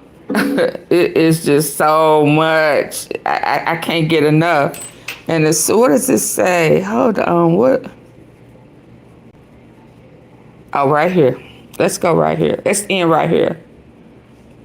It says Mount St. Michael's Bronx, New York City, 1985. It all starts somewhere. Y'all, didn't I say, hold on. Didn't I say when I just found out the other day that he went to elementary? Hey, Lynette, our boy, Catholic school. Y'all remember I said that? And then I heard that he went to up to elementary. To high school. All boys. And I said, oh, Rabbi Father John, hi, Judy. Y'all remember I just talked about that. So I'm seeing this. Sean Combs was an altar boy at the Mount St. Academy that the same one the FBI was investigating in the 80s. The FBI was investigating. Did I not say the principal named Brother Brady? The Catholic Church, hate to say, does have very serious problems with pedo behavior with priests. Maybe he was already prepared for the industry before he got into it.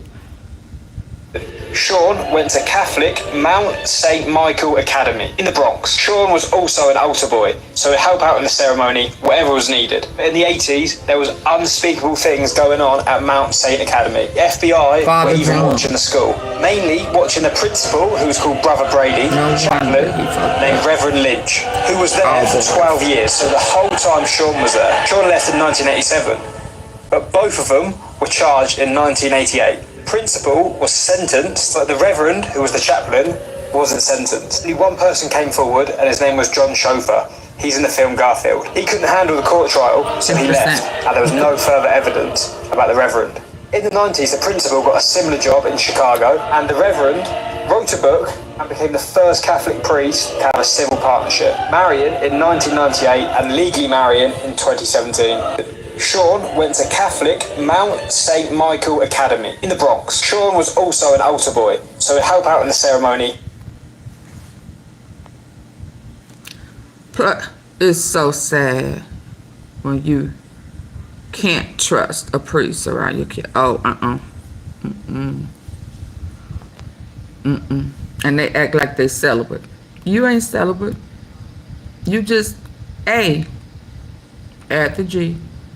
You're not celibate. You're a pedo. And then on top of all the wild stuff that went on in his house. But he went to an all boys. So he really don't like girls.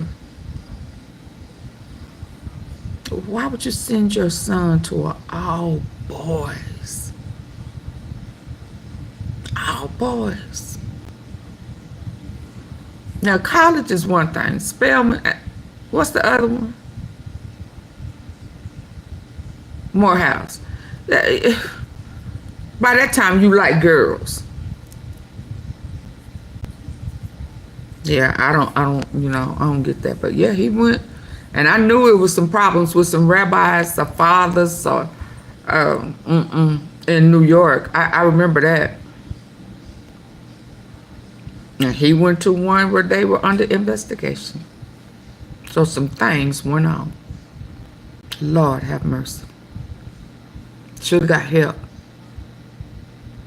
Should have got help, but it still don't remove the possible. I sure don't want to say that I word. I sure don't. Why I don't want to say that I word, y'all? Why I don't want to say it? Why do I not want to say that I word? What is this before I got? Why do I don't want to say incest? Open letter to your biological father, right? And you said he was an absentee father. Is that relationship more stable? I don't want to hear about that because you don't know. You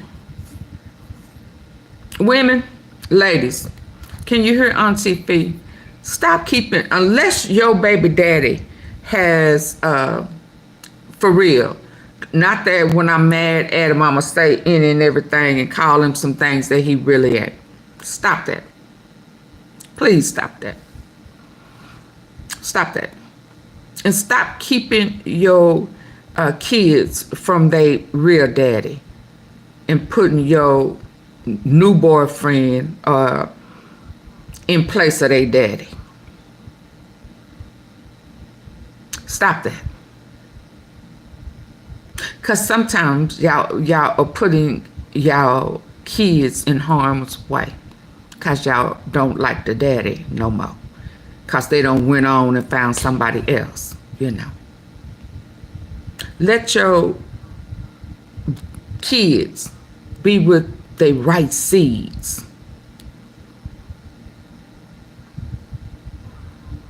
Let them be with their daddy. Because this I'll be sure, and his son now has that Stockholm syndrome stuff, have some thought in his mind that Diddy did have something to do with his mama's passing, but he's stuck in the head with that Stockholm syndrome stuff. So not only do Al have to now deal with the regret of not pressing the issue to get his son have a relationship with him early on. Because if y'all want me to believe that Kim Porter wasn't spiteful, that she wasn't trying to one up, I'll be sure. Because there should have been no way that Quincy wasn't in his daddy's life early on. I don't give a dang. But she couldn't because of Diddy. And now you don't just imagine what he was going through Al B. Sure's head, thinking one, he poisoned him, thinking two, he poisoned Kim, and thinking three, what if he played with my son? Because that's the devil, baby. The devil don't care about none of them. He don't care about his own. And if he don't care about his own, he dang sure don't care about Quincy. I'm talking about deep down on the inside. Because see, if he cared, he would have never put his sons in position to do some of the things that he did. Now, I know he thought that he never, because he thought he was God, and he probably thought that he would never get caught up and tripped up, but still. But in his mind, if he saw this in his house with his mama being a madam and all of that type of over-sexualizing stuff, he probably thought it wasn't no problem. Just like that Ava girl. Ain't no telling what she was exposed to. And I'm just keeping it real. I mean, you can say you don't want to think like that. Well, you better think like that. So you better start thinking about how you're going to get some help for your sons and kids and all these people. Every last one of those kids' parents right now need to be thinking about, once this shit is all said and done and the truth comes out, what would I already have in place for my child? I don't give a shit how old he or she is. You're going to need some help. You're going to need some help in a way I ain't going to be able to help you, because I ain't never been a part of nothing like that. So I can't come at you with that get over it, or, oh, well, you should have, you shouldn't have never been there. Don't do that. Don't do that. Well, you should, yeah, well, that was dumb of you. Don't do that. That's going to cause a divide with you and your seed. So you may want to come up with a solution or find some direction to get some help. Because all that, well, that's your mama fault. And all of that, that's our problem. We always come up with some negative ass response, and we choose to come with them negative responses because we ain't done the research to get a real response, a loving, helpful, caring response. And then we wonder how we lose the people. We wonder why we lose the people, our family, our friends, because we come up with that non-loving, ungodly response and advice. And when I tell you it don't help, it harms, and it causes another divide. Now they got resentment with you. Well, what you mad at me for? I wasn't the one, all of that. All of that. And if y'all gonna try to act like you don't know what I'm talking about, you lying to yourself. That's why I ain't gonna make not now excuse. I don't have to have been violated to imagine what they're going through. I know people who have, that I love and care about, so why am I going to not stand in the gap for them? Why would I not? If I say I love and care about them, why can't my tears be for them? Just imagining what they went through. Just imagining the violation. If you can't imagine what they feel, how they felt, what they was thinking, something wrong with you. So I don't have to have been violated. I can imagine, because I have empathy. And I've seen people in denial by themselves, feeling betrayed by people who's supposed to have their back. I know how betrayal feel.